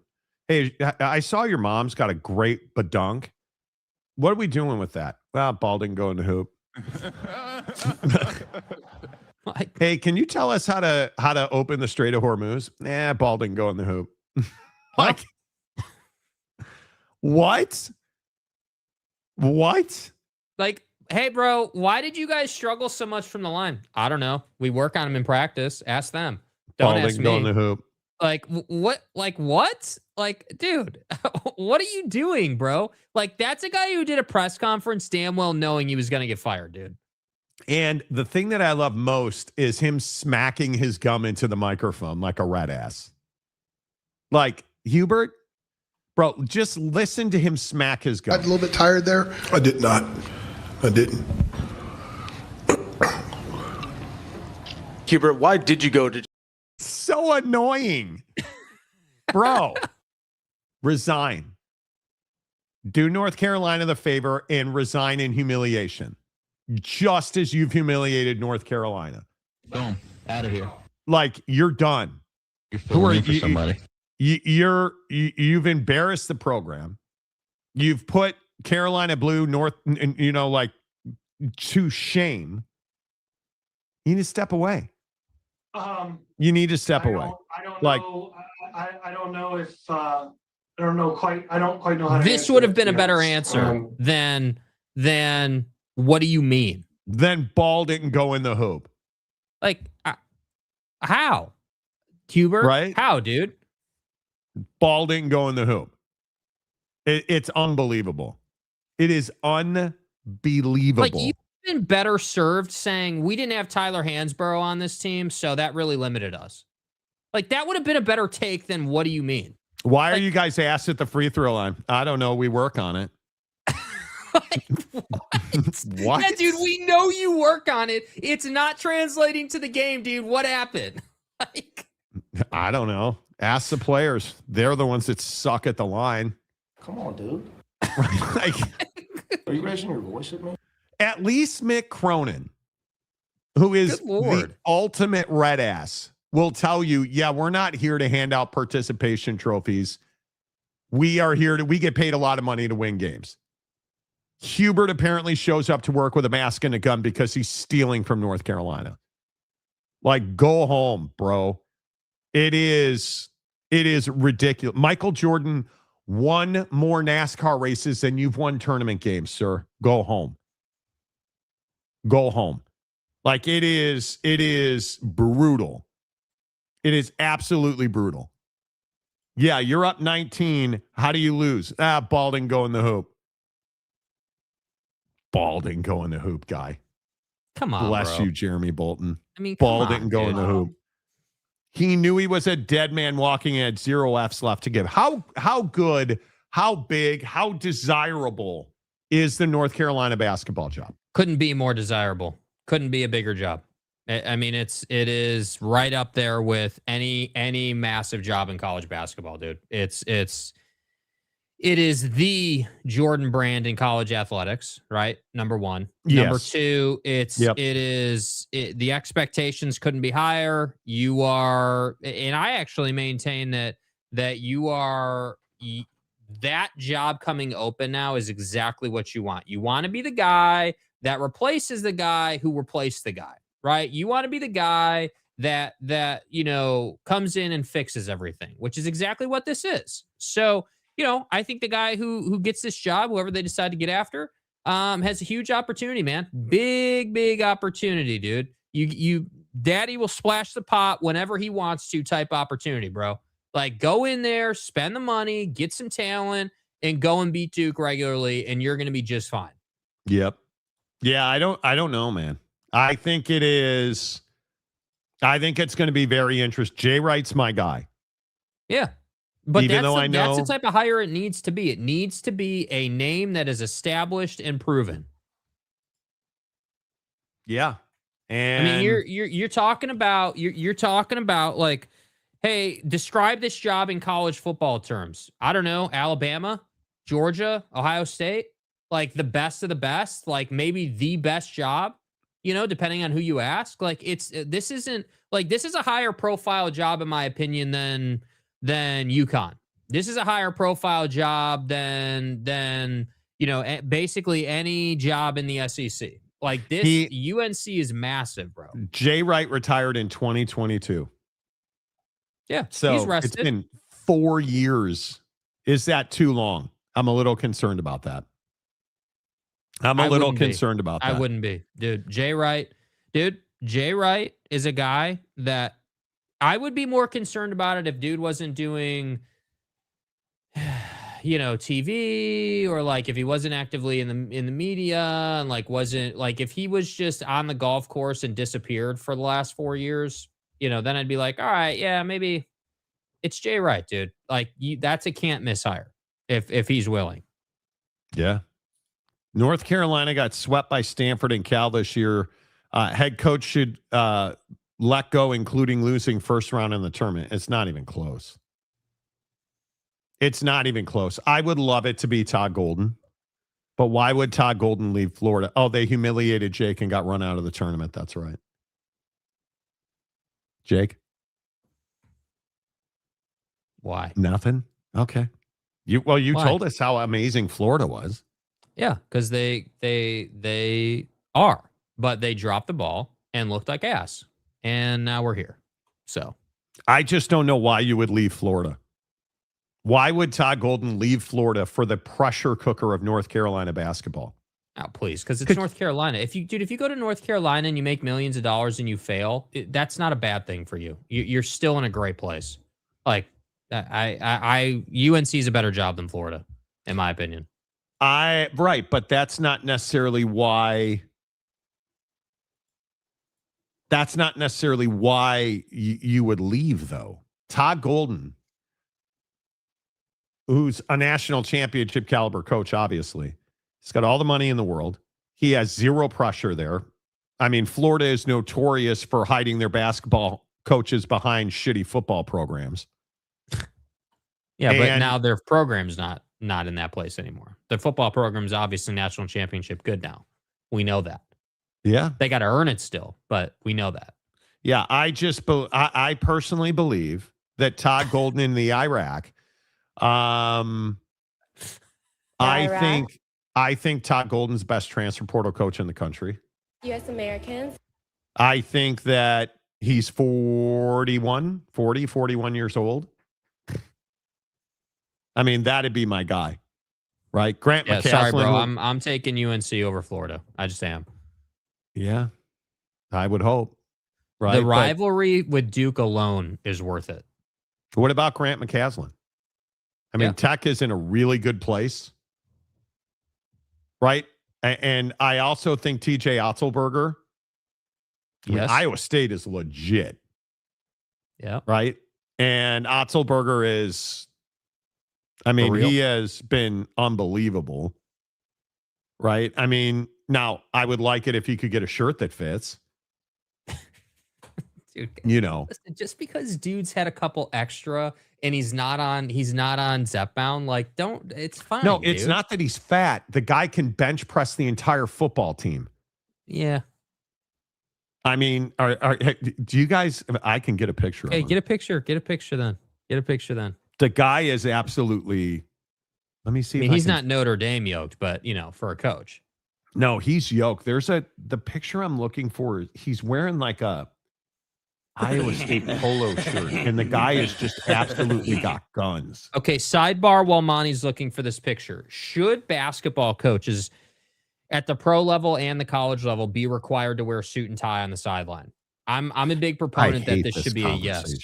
I think, yes, dude. God yes, damn it. dude. The drip on the sideline out of coaches needs to return. Like I want suit and tie, looking swaggy. That's what we're looking for. Because that's how it should be, dude. You're a coach, not a player. Based on what? Based a quarter on zip pride. and tech pants? There's nothing wrong with a quarter zip and tech pants. Okay. No, they're not in sales, dude. They're not in the office. They're on national TV. You're leading your program. How did we lose the Pat Riley swag? How did we lose the ability like again? Mick Cronin, suit and tie guy. Like, it's pretty straightforward, Stop bro. Stop it. This is such a nothing burger. Right? If my coach wants to show up straight from the weight room like Otzelberger, I'm here for it. Look at this bro, dude. That dude is jacked. Like, I don't need him in a suit and tie. Sorry, man. I mean, he is soft, bro. He's not. He's looking nothing. Not even soft. That dude is hard as a rock. Life, bro. Right? Yeah, come on. That dude is stacked. Amazing. No to mandatory suit and ties, especially when you're wearing gear that the team is using as a sponsor. Agree. B-ball coaches should dress in a uniform like baseball coaches. Okay, but you can only have a 6-inch inseam on those shorts, coach. Yeah, boy. David Persons, hello. Oh, TCU guy, where you been? Okay, this will be interesting. Jamie Dixon lost because he's stupid. Ball didn't go in the hoop. Mike Gundy's mullet exploded. Ball didn't go in the hoop. Big Ten is a 2-team league. Ball didn't go in the hoop. Hey, Jim. Why is the FBI investigating your program? Ball didn't go in the hoop, man. I don't know what to tell you. Hey, you're the one that says we should outlaw mail-in voting, but you voted by mail. Yeah, ball didn't go in the hoop. Okay. Hey, sir, why is it that the straight is still closed to us? Ball didn't go in the hoop, man. Ball didn't We're go in the working on hoop. it. We work on it in practice. We work on it at home, but We're ball didn't go in the negotiating. hoop. We're negotiating, even though they said they're not negotiating. We're negotiating. Find out. UNC is the number one job in college basketball, but they've fired runoff 3 of their last 4 coaches. Well, ball didn't go in the hoop. Ball didn't go in the hoop. NBA, yes, they need to be suit and tie. College, at least looking nice pants and a polo minimum. A quarter zips are fine. Now, but you're a quarter zip guy. You have a biased opinion. I'm talking about swag on the sideline, dude. Because I wear quarter zips. Now I have a biased opinion. Yes, because you love quarter zips, dude. That'd be like me saying the coaches need to wear vests because I'm a vest guy. Like that's just what it is. I just don't know why does anybody care about this? Can anybody explain to me why anybody cares about this? I mean, guys in the NBA right now. I mean, the Pat Riley, even Pop at the end wasn't wearing a suit. Phil Jackson, those days are over. Right? Yeah, like quarter zip guy is dude. here. That's my problem, dude. Those days being over is part of the issue in the league, dude. That's the problem. So you think the league is suffering because coaches like Will Hardy of the Utah Jazz? Yeah, why doesn't Will Hardy just wear slides on the sideline? I mean, if we're going to go quarter zip and tech pants. I mean, we might as well just work in some slides, Such an dude. asshole. You're know? being a jerk. Yeah, nice, dude. What's wrong I mean, with a little this? sweater with a logo. I mean, that's cool, I guess. Whatever. What is wrong with this? What's wrong with it is you would never wear a sweater to a C-suite office, yet you're paid millions of dollars to coach basketball and you can't put a suit and tie on. Like, come on, dude. Come on.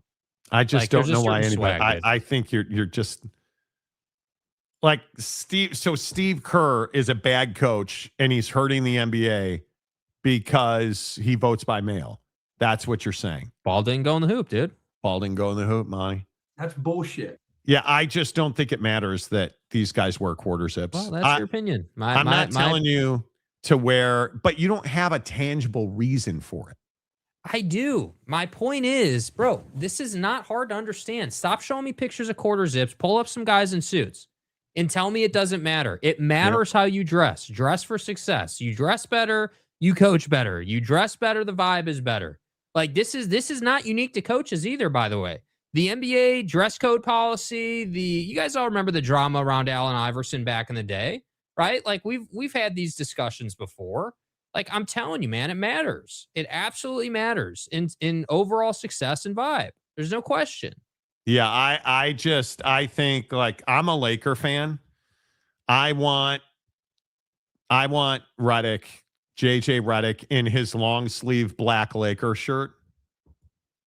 And I want, because that's where he's comfortable and that's what I need. I don't need JJ Redick wearing a suit. He's not Phil Jackson. Those days are over. Right? I think that looks good. I'm happy with it. I mean, this may be a little too casual. Buddy is Jack, though. What did I tell you about strength and conditioning programs? Right? Here's Otzelberger working out. Right? Yeah. That's not him. That's no. Okay. I just don't know. I don't know. This isn't the Oscar red carpet. I don't need to know who they're wearing. I'm not saying I care about the brand. Not everybody can look stoic on the sideline like Landry. Agreed. Yes, Jake. Back in my day. Yeah. Yeah, Ditka in the sweater vest. Coach. Hey, coach. Get off my lawn. Yes, Jeremy Bolton. Jake is being get off my lawn douche maybe right so, now. dude. Maybe so, dude. But is it lost on anyone that the league is lowering the cap by $1 million because league revenue is down and so keep telling me I'm wrong, dude. Keep telling me I don't know anything about the NBA and there's no issues and everything's fine. Yeah, no problems, dude. We're good. We're good. The league is as irrelevant as it's ever been. Yet, we don't need our coaches to actually stand out. So we don't need. You're saying, yeah, I'm saying it's part of the problem. Yes, I am. That yes, if coaches wore suits, if they looked more professional. So this is unprofessional. I am saying that JJ Redick looks just like everyone else on the sideline, and that's not what it should be. Look at that. Look at that. Dude has swag, bro. Like, pull up Phil. I'm telling you, man. Look at these guys. So this is what's wrong with the NBA. I'm not saying it's the sole reason, dude, but you guys just saying this has nothing to do with it is wild to me, bro. Like, I can't believe this. I think it has nothing to do with it. Well, I disagree with you, dude. I think when I look at the coaches, do they have to wear ties? Yes, I think you should be in suit and tie. Yes. You are a leader. You are the face of the organization, dude. You are the leader taking the team to the highs and lows. You should be setting the precedent for professionalism. Okay. Hey, listen, if that's where you are, that's where you are. I mean, we all say stupid things. I mean, I get it. So this is better than this. Yeah. Yep. Yes, it is. This. Yep. This is better than this. Yep. Okay. I guess, maybe they should wear puffy vests. I mean, nope. How would you feel about that? Not saying they should wear vests. Not what I'm saying. You want to wear a 3-piece suit? I'm good with that. League revenue is down because the product on the court sucks. Gen Z, millennials, bad media personalities. There's no superstar in this league right now. That's the problem. Who is the best player in the NBA right now? LeBron. You think? I don't know that LeBron is still the best player in the NBA. Does it matter if he is or if he isn't, if it's all anyone talks about? Oh, he's the biggest name in the NBA. I could not tell you right now who I think is the best player in the NBA. Boy, that's a tough answer. I mean, it could be Luka Doncic. Did you guys see the Luka transformation? Jake, we didn't get that picture, but I can put it in real quick. Shai Gilgeous-Alexander has to be in the conversation, right? I mean, I don't know. Is Nikola Jokic the best player in the NBA? One of, but what do those three guys have in common? You never see Luka, SGA, Anthony Edwards, Nikola Jokic. You don't see him doing interviews. There are no personalities in this league, right? There just aren't like, I look at somebody like Victor Wembanyama, doesn't do interviews. You have no idea what that cat's about. You just have no idea what that cat's about, right? I mean, it's just very strange to me, right? Yeah. Alexander's the best player, Jokic. I can think of 58 other bums who are better players than LeCarron right now. Okay. What LeBron James is doing is historic. Yeah. Are we still in this place where we hate LeBron James? Is that? Because the Lakers are red hot. They lost in Detroit last night. But, I mean, I feel like this is Luka's team now. Look how thin Luka is on the right. Do you see how much better he is this year and that he is in significantly better shape? I mean, and did you also see that Bibigo pulled their logo from the Lakers? That's no longer the Lakers sponsor, Bibigo. So talking about revenue in the NBA. Life comes at you fast, bro. But look at how much thinner Luka is. And note, he's having an MVP caliber year. Mm-hmm.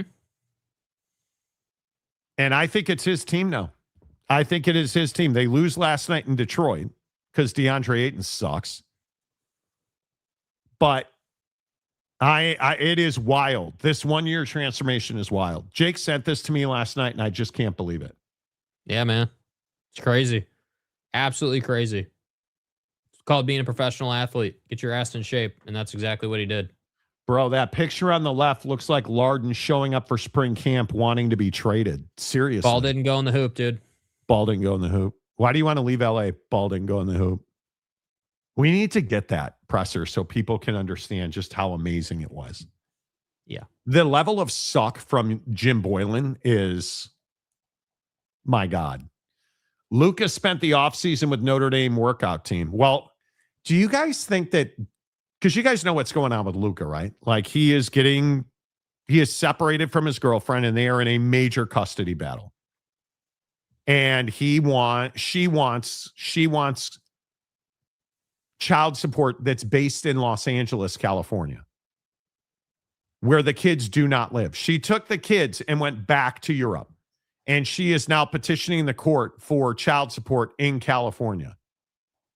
And Luka's like, nah, we don't live in California. I work here. We don't live here. You don't live here. The kids haven't been here.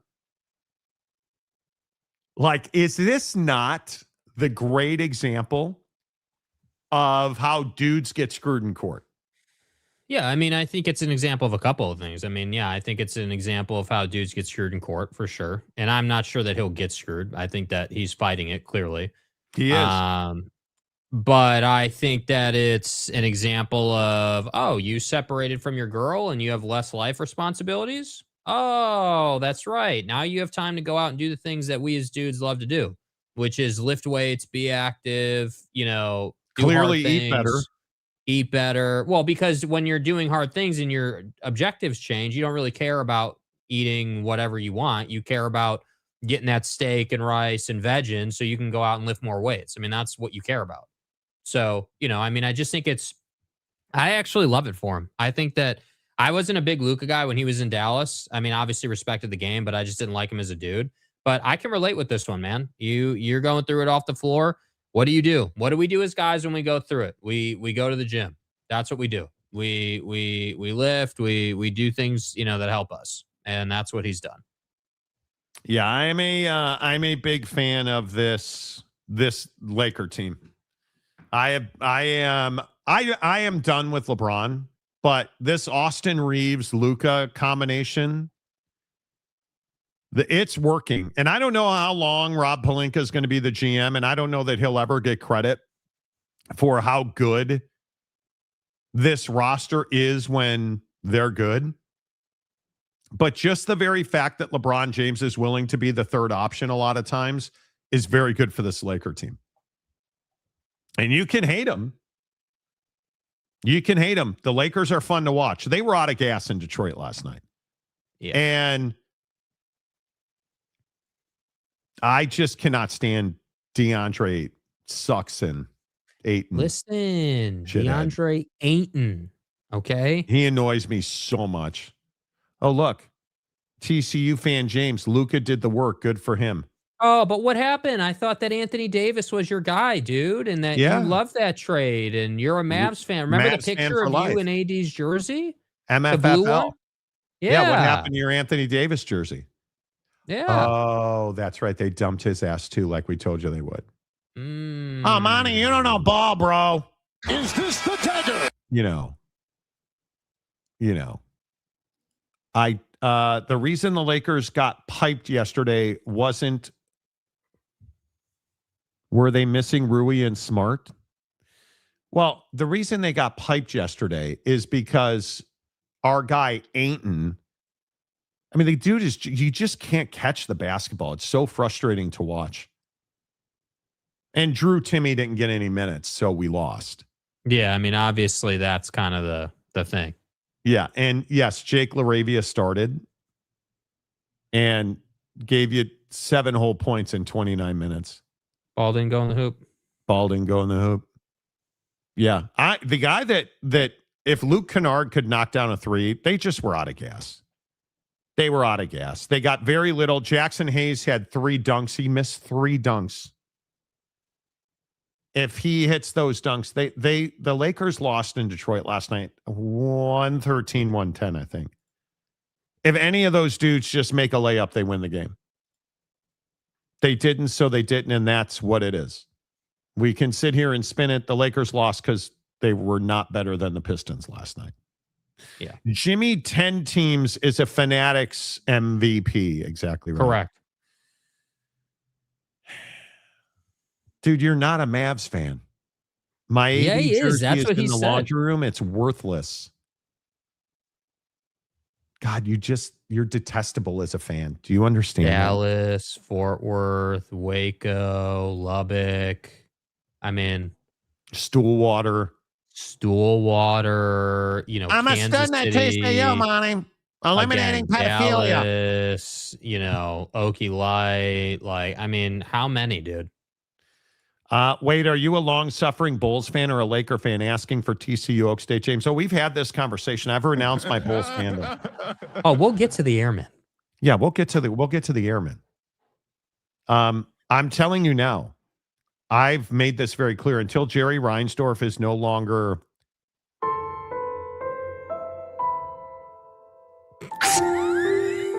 put it this way: until the ball starts going in the hoop, bro is not a Bulls fan. Dude. I cannot support that scumbag Jerry Reinsdorf, who owns the Chicago Bulls and the Chicago White Sox. And I'm just telling you now, if the Bears were to ever move to Indiana, dead. The reason I do not have Chicago Bears season tickets, and I was going to get them this year, is because they're moving the team to Indiana. They say they're earnestly trying to move the team to Hammond. Oh, fuck off. You don't get my money. You don't get my fandom. Now, they build a stadium in Arlington Heights or downtown, which they won't. But if they build a stadium in Arlington Heights, we can do that. Facts. You move to Indiana, fuck off. Go be a Colts fan. Agreed. You're dead to me. You are absolutely dead to me. And I hope it fails miserably. And I don't know what NFL team I'll root for. It won't be the Hammond, Indiana Bears. It won't be. And I will never be a White Sox or Bulls fan as long as Jerry Reinsdorf is. I'll never be a White Sox fan. My word. I hope they lose every game from here to 4. Yeah. Screw you. But the Bulls, there was no bigger Bulls fan than I. But Jerry Reinsdorf needs to... And just die. You know? Can be tough to administer that insulin. Ed. Listen, we're having lemon meringue pie and some milk. And you just die. I'm telling you. Fucking Bernthal's amazing. That dude. What a stud, dude. The Accountant is such an underrated. The kitchen scene in The Accountant is one of the best scenes in the history of movies. It is so well done. So well done. Yeah. I mean, unbelievable. Unbelievable. Reindorf ruined it all. Yes, he did. Yeah, just like down landing. You know, in AJ Devanza. Don't talk about Downton Abbey. Reinsdorf is the reason I am a Dodgers and Jazz fan. Because of what Jerry has done to my teams. What? Dude, you never have come out of the closet as a scumbag White Sox fan. It's internal. Is that what you're telling me? You're a scumbag White Sox fan? This changes the entire complexion of your comments, dude. If you're going to comment as a White Sox fan, you know, I don't know that I can. I mean, that hurts your credibility, dude. I mean, this is a major development on the show here. Now Monty knows why I'm mad at Oak State. Well, you're not an Oak State fan. The board fired Casey Schrum. They did her wrong. Who? What are you talking about? I don't know what you're talking about. Like what? Some days I'm serious, dude. I wonder if you just wake up and smoke crack because you say the stupid. Like, how would I have any idea that you have any issue with some broad named Casey Schrum who they fired? Why do I go in the care? hoop? What? How would I have any idea that this is actually a thing? What's on the record, Monty? Reporter told him. It's on the record, Monty. Monty, it's on the record. Dude. I know who Casey Schrum is. I know who that is. I have no idea that you were even upset about it. Gotta be fucking kidding me. Where do you come? Do you just... By the way, what does this have anything to do with what we're talking about right now? Like, why did you comment this now? I'm missing the connection. Okay. Used to could be a White Sox fan.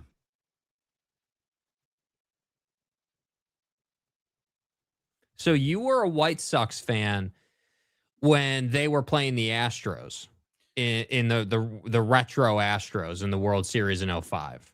That's what you're saying. I'm telling you. Look, I understand why Jake's a San Francisco Giants fan. Tim Lincecum. That's bullshit. I get it. But the White Sox? Nobody likes the White Sox. Do you guys understand that Chicago is a Cub town? Yeah, it's not a Bobby Jenks town. Get that name out your mouth, dude. Chicago is a Bears town when they are good and a Cubs town no matter what. Yeah, Chicago's a Michael Barrett town, punching your boy in the face. Dropping AJ Pierzynski like a bad habit. Fat ass AJ Pierzynski. Get the hell out of here, dude. The Cubs are an afterthought? You're saying that as a Vegas fan who doesn't even have a team yet. What do you mean? Yeah, enjoy the Oakland A's. Oh, I'm sorry, the Sacramento A's. I've lost track of which A's you're even getting at this point. You're mad at the Bulls because of their. I'm not mad at the Bulls. I don't support the Bulls because of their scumbag owner. Which What again, does that I'm not have sure. to do with Casey Shrum being fired? You don't get mad at sport. What do you? Welcome to the nightmare.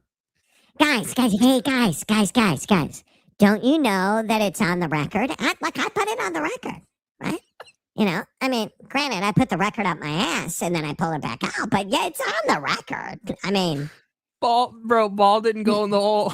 Listen, ball didn't go in the hole, Monty.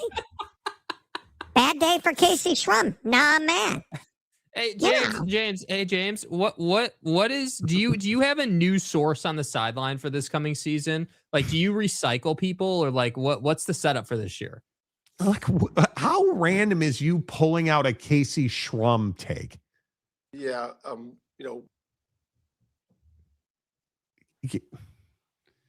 Honestly, you need a cognition test. You go all Trump on it. Vote by mail. James, you have no idea of the pain of Reinsdorf owning a team. That's Jerry Reinsdorf. He owns the White Sox and the Bulls, James. You know, he makes Jerry Jones look like a goddamn Jerry Buss. He really does. He really does. He really, really does. Wait, Delaric said, you have been a suffering Bears fan for so long. Be a Cowboy fan to continue the suffering. Yeah, I don't know what team I would migrate to. It'll never be the Seahawks. Well, no. Yeah. I mean, do I even have a second team that I occasionally follow? No, because being a fan means you like one team, not eight teams. I don't have a second baseball team. I don't have a. I mean, no, I don't have an NBA team. You're all in. Outside of the Lakers, like, and maybe when Reinsdorf says goodbye. I'm a Cubs fan, diehard. Like, that'll never change. I'm a Notre Dame fan, that'll never change. Like, I don't believe you can have two teams. I think if you're, I mean, guys shouldn't have two teams or three balls. Like, it's just not normal. And I think it's a philosophy in life that has served me well. You know, your thoughts as the king of the rectory. Three ball James. Instead of picking a team, pick a player you like to watch. Devin Booker. Well, certainly we all do that, dude. We all have that, because that's what the NBA is. It's a players' league now. I personally believe that Las Vegas has a team. What do you guys make of LeBron saying, absolutely not, I don't want to be an NBA owner? Iraq. Not going to be the owner of the Las Vegas franchise. Yeah, I mean, I it's surprising. It is surprising. But again, FTR, and this was on the record several years ago. You know, Braun. That's Braun for FTR means for the rectum. Right. Yeah, I mean, Braun never publicly said that he was going to either own the Las Vegas squad or really even commented on it. It was just assumed. So, I don't know. Yeah. I think being a fan, you can appreciate the local teams, but when it comes down to it, you go all in on one team. Listen. The what is it? The Schaumburg. What is it? River Cats? Is that right? Do I have that right? Flyers. Schaumburg Flyers. Listen, you can support the Schaumburg Flyers and be a Bears fan, right? Like, if you like AAA baseball or like high school basketball, that's a whole different thing, dude. Like, that's different. Well, I'm talking about pros and top end college. You have one team. You don't get to be a Texas Tech, TCU, Baylor, Oklahoma State fan. That's not how this works, dude. I don't give a damn how many colleges you went to get your MDiv. You get one team, and that's how this works, dude. And quite frankly, you can change your profile picture to you in a TCU polo shirt. That doesn't change the fact that you're an Okie Light fan, and you've run from that since Gundy got fired, and we were exactly right. So, you know, it's not personal. I'm just saying that that's what you've done. And here's your guy. This is because Jake, for those of you who don't know, Jake and James are very close personal friends. No, we're not, actually. Very close. They text. Jake told James on the show that he loved him.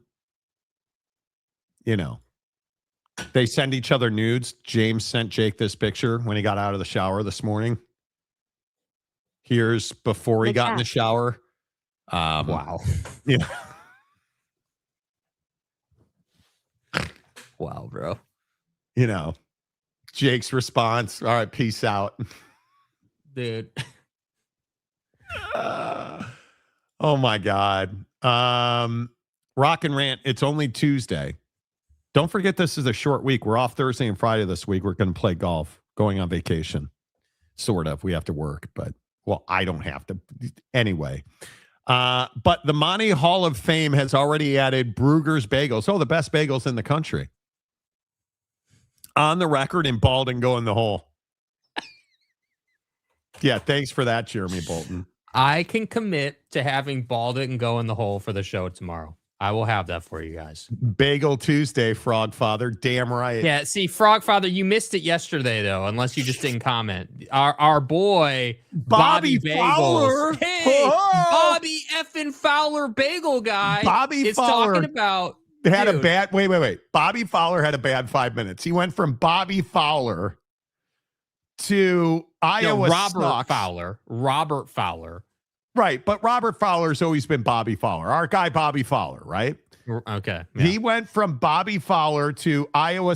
I said Iowa sucks. He said, go screw yourself. I'm never commenting here again. Balding going hole. To Brugger's Bagels is the best bagel in the entire country. Don't question me. To relax, bruh. To Bobby Bagels. In the span of like 5 minutes.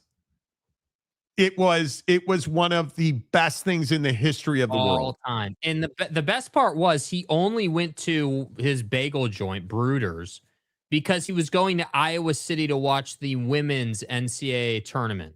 In which he pronounced Iowa the best team ever in the history of women's basketball, to which they said, okay, hold my beer, we're going to lose tonight. If you guys ever want to kick it, we'll flow. Who's Caitlin Clark? Never heard of her.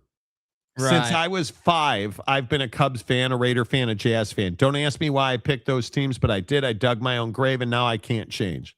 Yeah, you're 6 feet under, and that's just what it is. You're committed to the take now. Like, dude, I'll tell you, though, if today and tomorrow we find out that Seattle's getting an expansion team, I am all in on the Seattle expansion NBA team.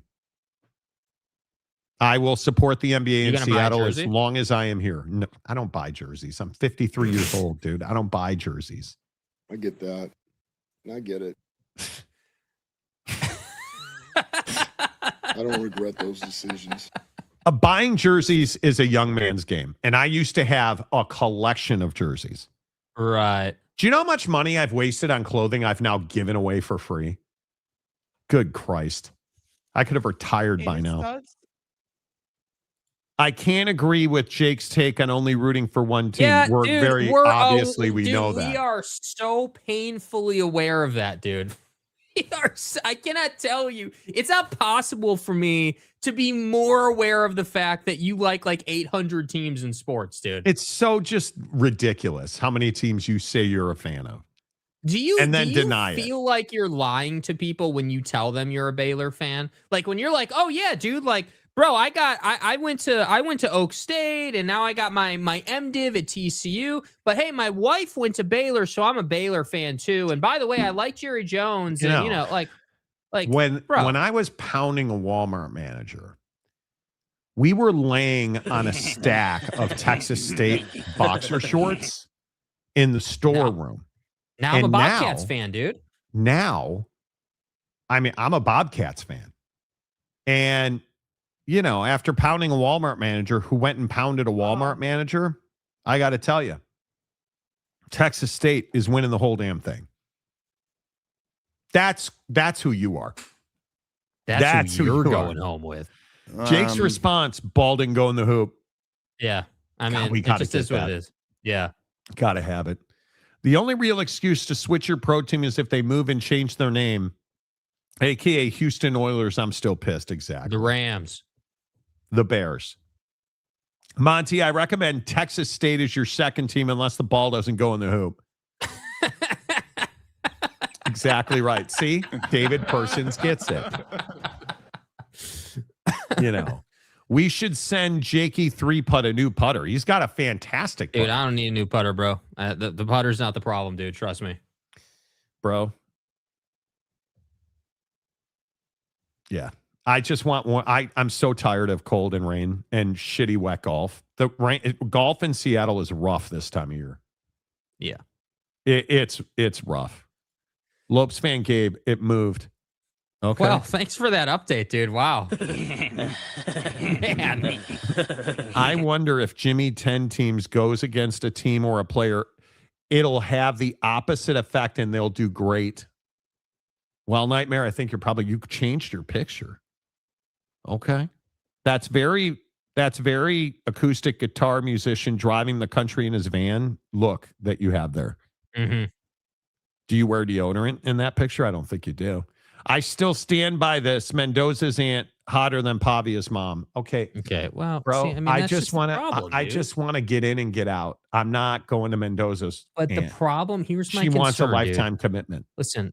Here's my concern. If you're just trying to get in and get out, are you not at all concerned with the fact that getting in will make it so that you can never get out and you'll get followed around by whatever's living in there for the next like 40 years? No, it's called a Jimmy hat. Put on a raincoat. You don't have to worry about it.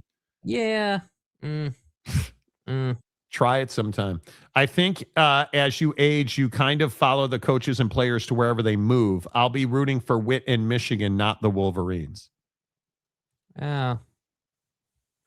Yeah, but see, the problem is now that you're rooting for Michigan, now you're a Michigan fan, which, I mean, that's...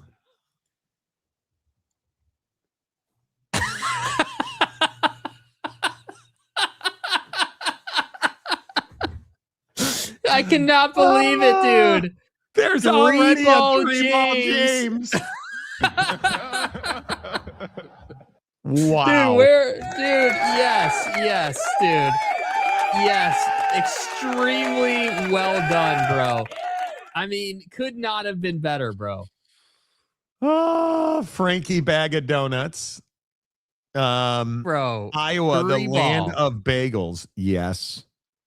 Yes, Frogfather, the land of bagels. Is it not remarkable that somebody came in here and said, oh, the best bagels? We all know it's Iowa City. Hello. Idiots. How do you not know Duh. that? Duh. Like, that's like just an obvious. Oh, here, that's on the record already. Yeah, it's on the record already. James, but it's Yeah. on the record, Monty. How do you not know that, dude? Idiot. Check the logs. We'll get to the airmen.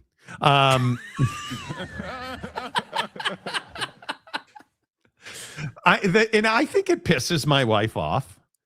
I don't know. I'm sure there are many things I do that piss my wife off, but I can talk in movie lines all day long. All day long. You know, like she's like, hey, can you take the dog for a walk? You want me on that wall. You need me on that wall. Like I can do it. Yeah, me. Right? Did you not empty the dishwasher? Me. Like I could do it all day long. Yeah. All day long.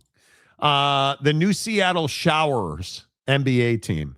What do you call it? Well, I don't even know what you call the new NBA team. They'll come up with something. The Sonics. It has to be the Sonics. Yeah, the NBA team should be the Sonics. No question about it. Yeah, that's. He won't buy a jersey, but he'll wear that whack man purse, dude. I have nice man purses. I have nice ones.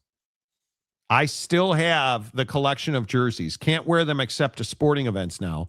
Makes me look like that midlife crisis dude who's trying too hard. I have a Walter Payton Bears jersey and a couple of Cubs jerseys that are now. Dude, I bought this slick blue retro Cub jersey when I was back for opening day last year, and it's a little big on me now. It's kind of crazy. It is kind of crazy. Like, I'm telling you, boys, you got to get on the Zepbound train. It works. It absolutely works. What? Why are you laughing? Just don't know why you show that picture of yourself, dude. Because it's such a bad picture. You do that to yourself, bro. Look how fat I am. Do you understand that I cannot put in that picture? I'm wearing a polo that it's a garbage bag on me now.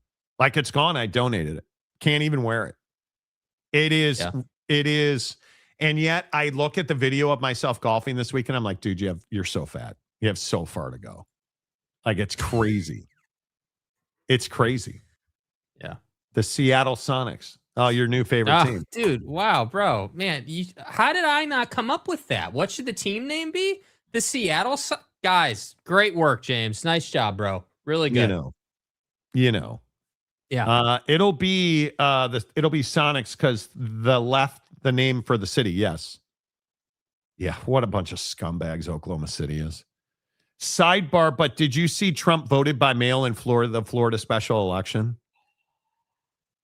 Donald Trump, who has railed against mail-in voting, voted by mail. Yeah. Voted by mail. Railed against. It's fraudulent. You can't have mail-in voting. Shouldn't talk about this, bro. Shouldn't talk about this. No, it'll get us in trouble on YouTube. Should not talk about this. It is. Every time we talk politics, we get suppressed for like 2 weeks. It's outrageous. Yeah, my Walter Payton jersey and Urlacher jersey look like I'm wearing a tent. It's brutal. It's great. It's brutal. That picture makes Monty look like he is in the Macy's Day Parade floating over the street. Thank you for that. Man, that's really thanks. Yeah. Thank you. Wow. Man. Thank you. That is unbelievable how fat I was. And how fat I still am. Right? Like it is. You just don't realize it when you're going through it. You don't realize it. We were joking about it. You know how much easier it is to stand up off the couch? Do you know how much easier it is to tie your shoe? Do you know how much easier it is to hit a golf ball? Not that I do that well. But it's wild. It's wild. It's crazy. Well, but he's not wrong, right? He's not wrong. It is, and I'm not the guy that sits here and tells you I'm thin, but I'm currently wearing a 2X sweatshirt, which is a milestone. It is just, I cannot believe, it's embarrassing. My wife doesn't understand why it embarrasses me, but it's embarrassing how fat I understand why it embarrasses you. I get it. Like when you think about, when you think about just the sheer volume of food and the reasons I would eat that food. Okay, in your perfect world, like what would you how do you see like how you would want to look? Like, I mean, do you see yourself as like, all jokes aside, I'm not even joking. Like, do you see like, would you want to try to achieve what any of these football guys do? Or like, is it more like, you just That's like, so much you know what work. I mean?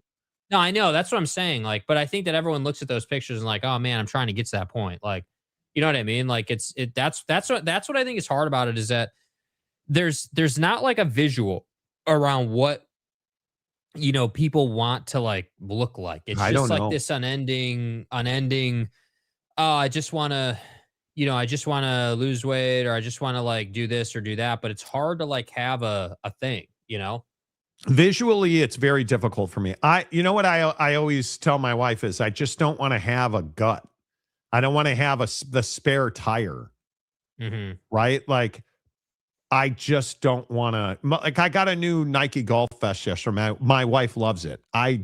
She hate does. the way I look in it. Oh, I'm glad that she likes it, dude. I thought it was my sweet wife too. loves it. My wife I thought it loves was sweet. Yeah. And I hate the way I look in it.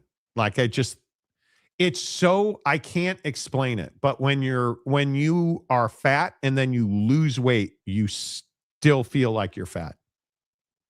Like, I can't believe what the amount of weight I've lost. I've lost like 75 pounds and I'm not happy with it. Wild.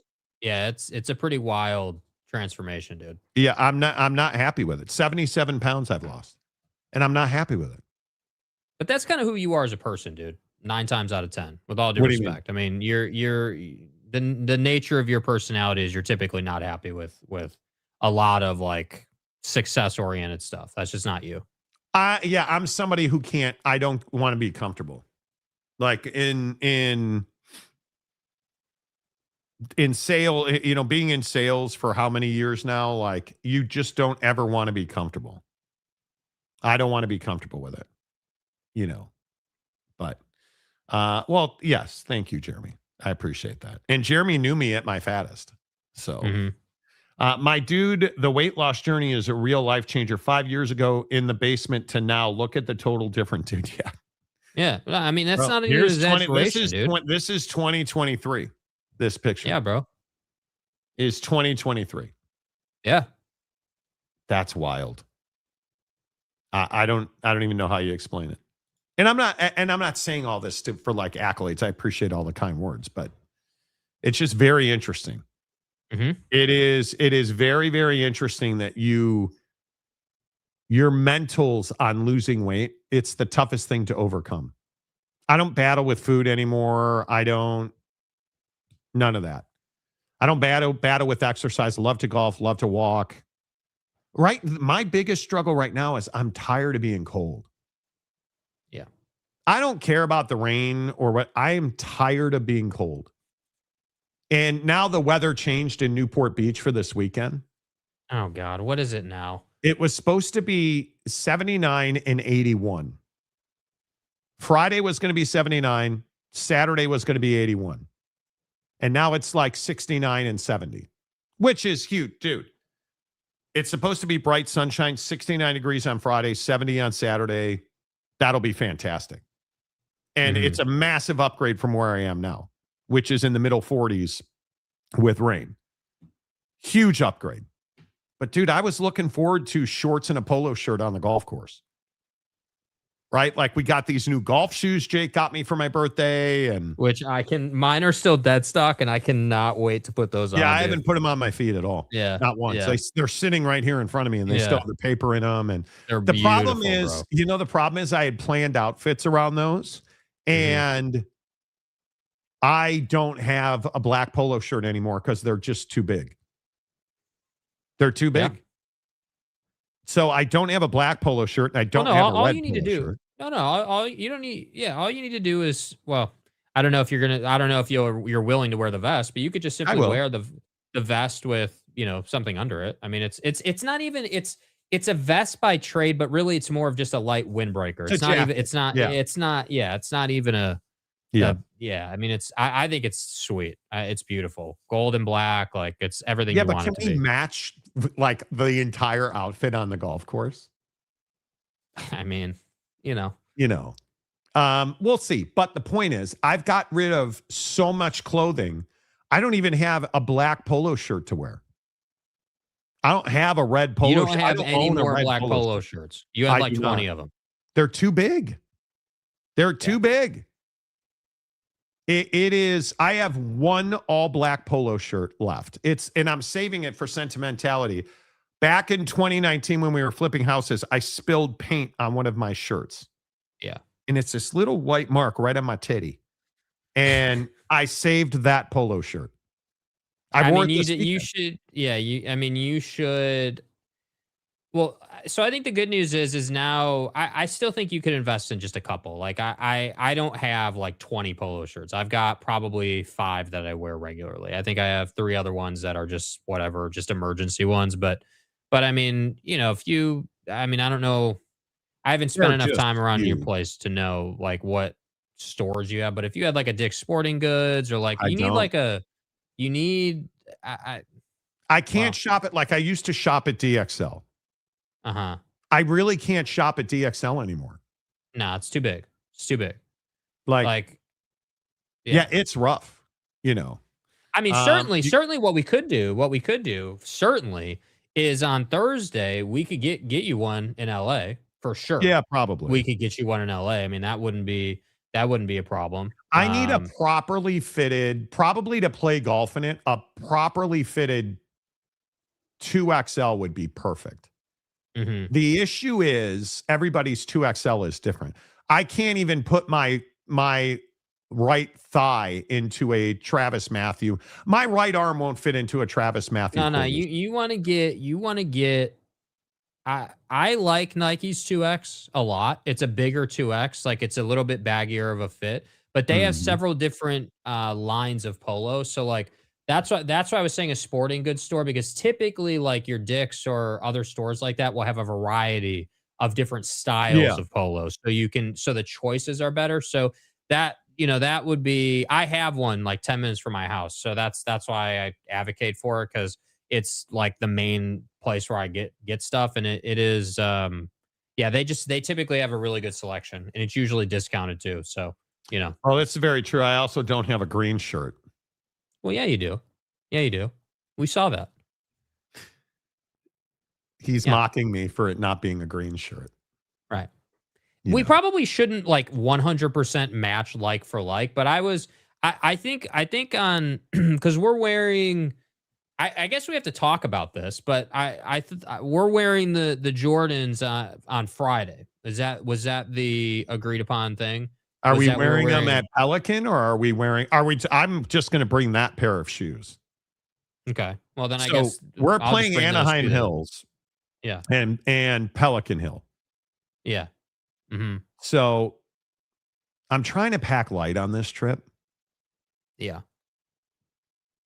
But I could just bring those, and then I could. I'm definitely doing an all black outfit with those shoes, and then I'll probably have like a tan alternate. Well, dude, I've got the all black on lock, except for the shirt. Well, I could wear my Callaway polo, but yeah, I have black shorts. The other thing I don't have is shorts anymore. No. Like my shorts.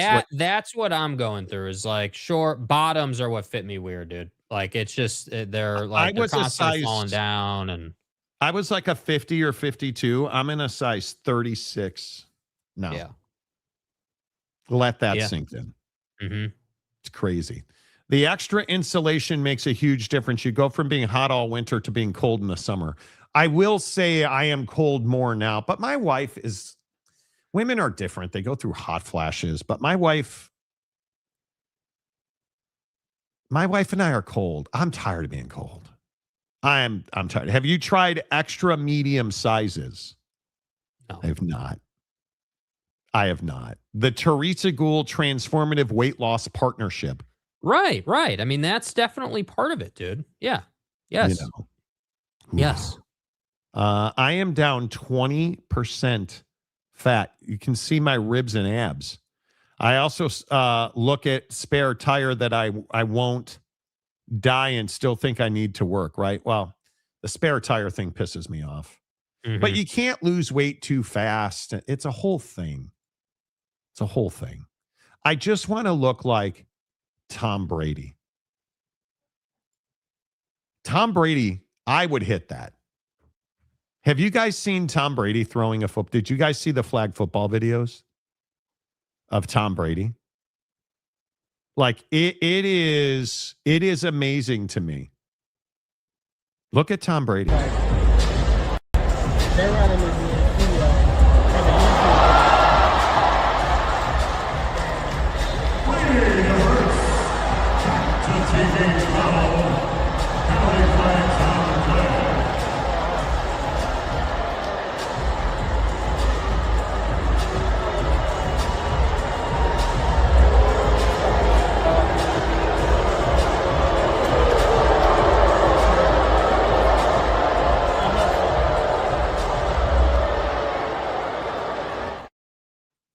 Tom Brady and Logan Paul getting into it is one of the greatest things I've ever seen. Mm-hmm. And then Logan Paul offering the fake apology after is ridiculous. Take this opportunity to apologize for some of my actions in yesterday's flag football game. First, I want to apologize to the United States flag football team for taking Duchette's glasses off of his face and throwing them at the ground. That happened because after he scored a touchdown, he kind of got in my grill and said to me, "Welcome to flag football." Welcome to flag football. Which upset me because it's comments like that I just can't tolerate. Second, I'd like to apologize to Jalen Hurts for sacking you and later deflecting a pass that then got intercepted by my team, allowing us to score on the very next possession. If you get traded or your contract gets cut down, now we know why, and it's probably pretty embarrassing, so I am sorry. And of course, I'd like to apologize to Tom Brady for applying so much pressure on you play after play after play that had you literally fearing for your life. I understand you're older It's not like you could go anywhere and you got frustrated, which is why you threw the ball at me. And I want you to know that I forgive you for that, because that's what real men do. And lastly, I want to apologize to everyone that said that I was not a great athlete, because you all look stupid as hell right now. Thank you. You're not a great athlete. Tom was not scared. Like, this is just Logan Paul being a scumbag. Yep. I mean, Yep. I just living up to the brand. I did not think I could hate him any more than I do. And I dislike him greatly. Hate's not a word that I throw around regularly. I dislike him greatly. Right? Like, the guy makes me crazy. Yeah, I mean, it's just this is kind of what we were speaking on the show yesterday, but I hate how fake it is. It's just a bit. It's WWE, dude. It's just, hey, we're gonna create a fake issue, and like, you know, we're like, I guess I'm at a point in my life where I'm not interested in the drama, how are you making Tom Brady playing flag football a dramatic event?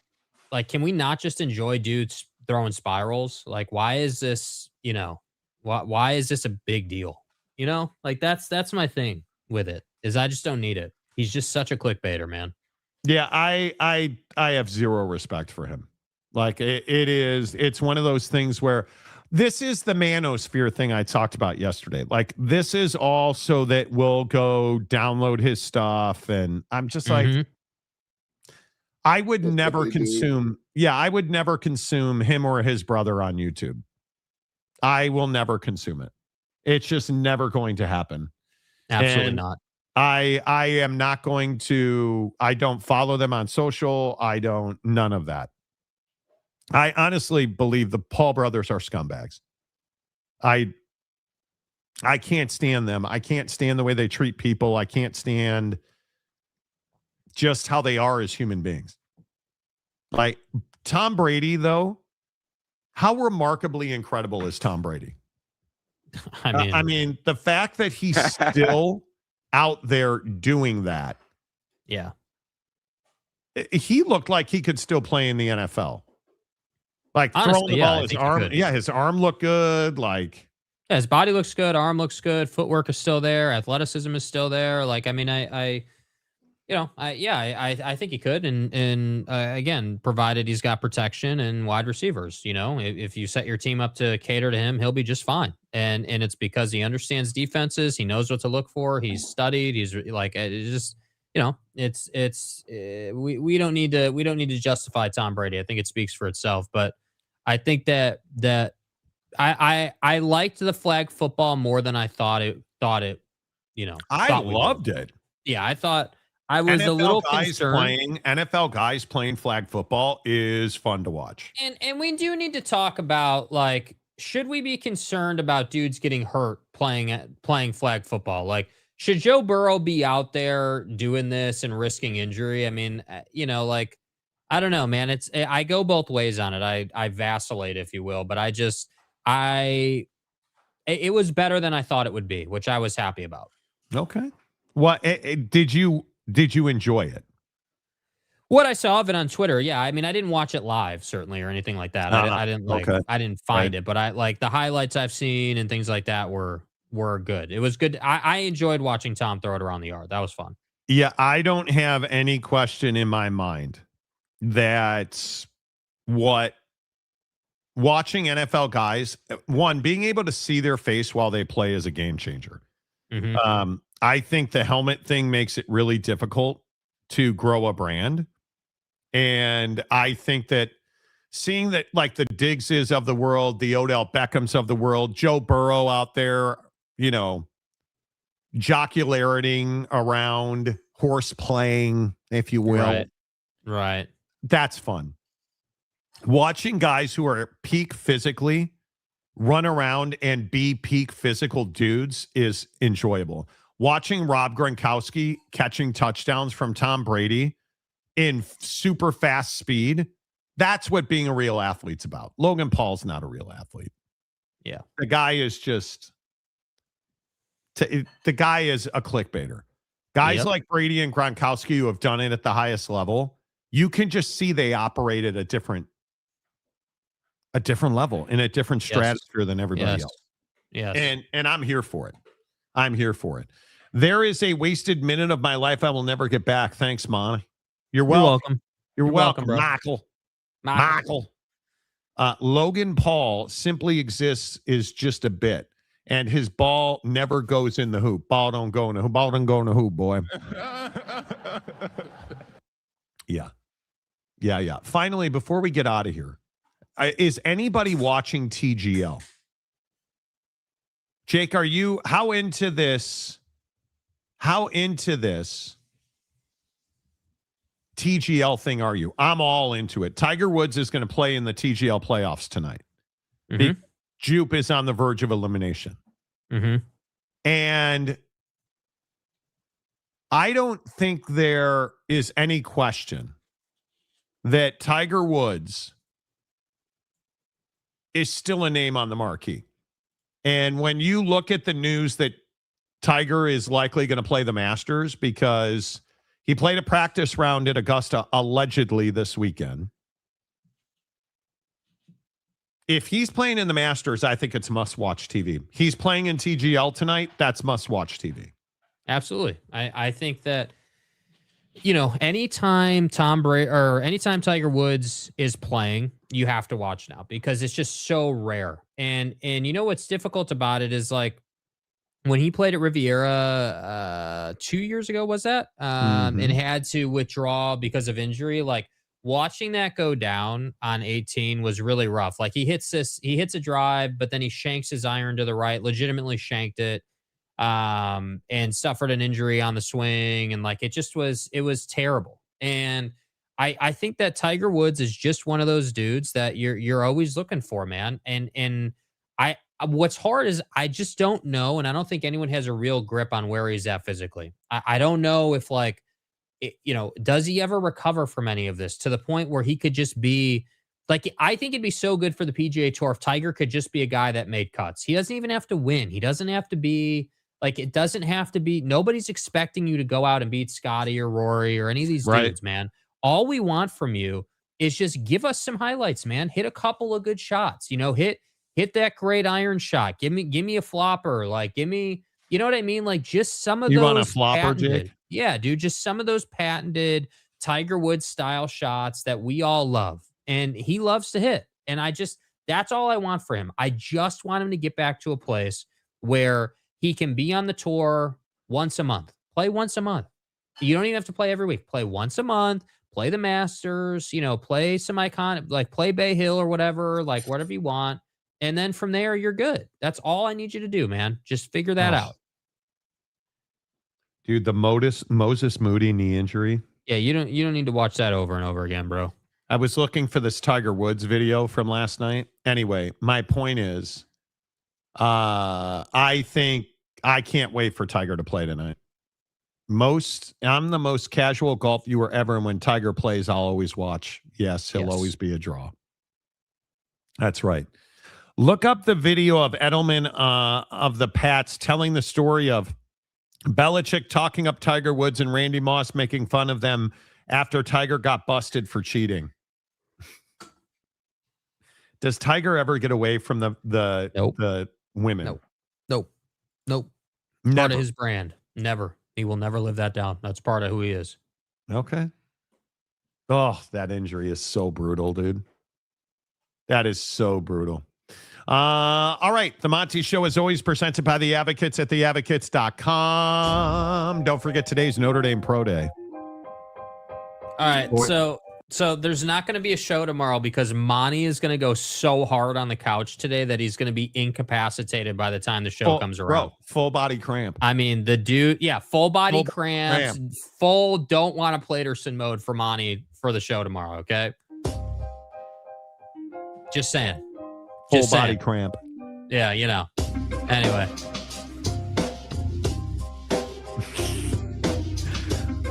The Monty Show is always presented by the Advocates at theadvocates.com. Call the Advocates first. When you get in an accident, call the Advocates. Get in a car accident, you get rear-ended, get in an accident with a semi-truck. Yeah, call the Advocates. They fought that fight. More importantly, they've won that fight. And you never pay out of pocket. You don't pay consultation fees or big retainers. No, you don't pay the advocates unless and until they win your case. Talk to an injury attorney live online right now at theadvocates.com. One more show for the week tomorrow. Until tomorrow, say goodbye, Jake.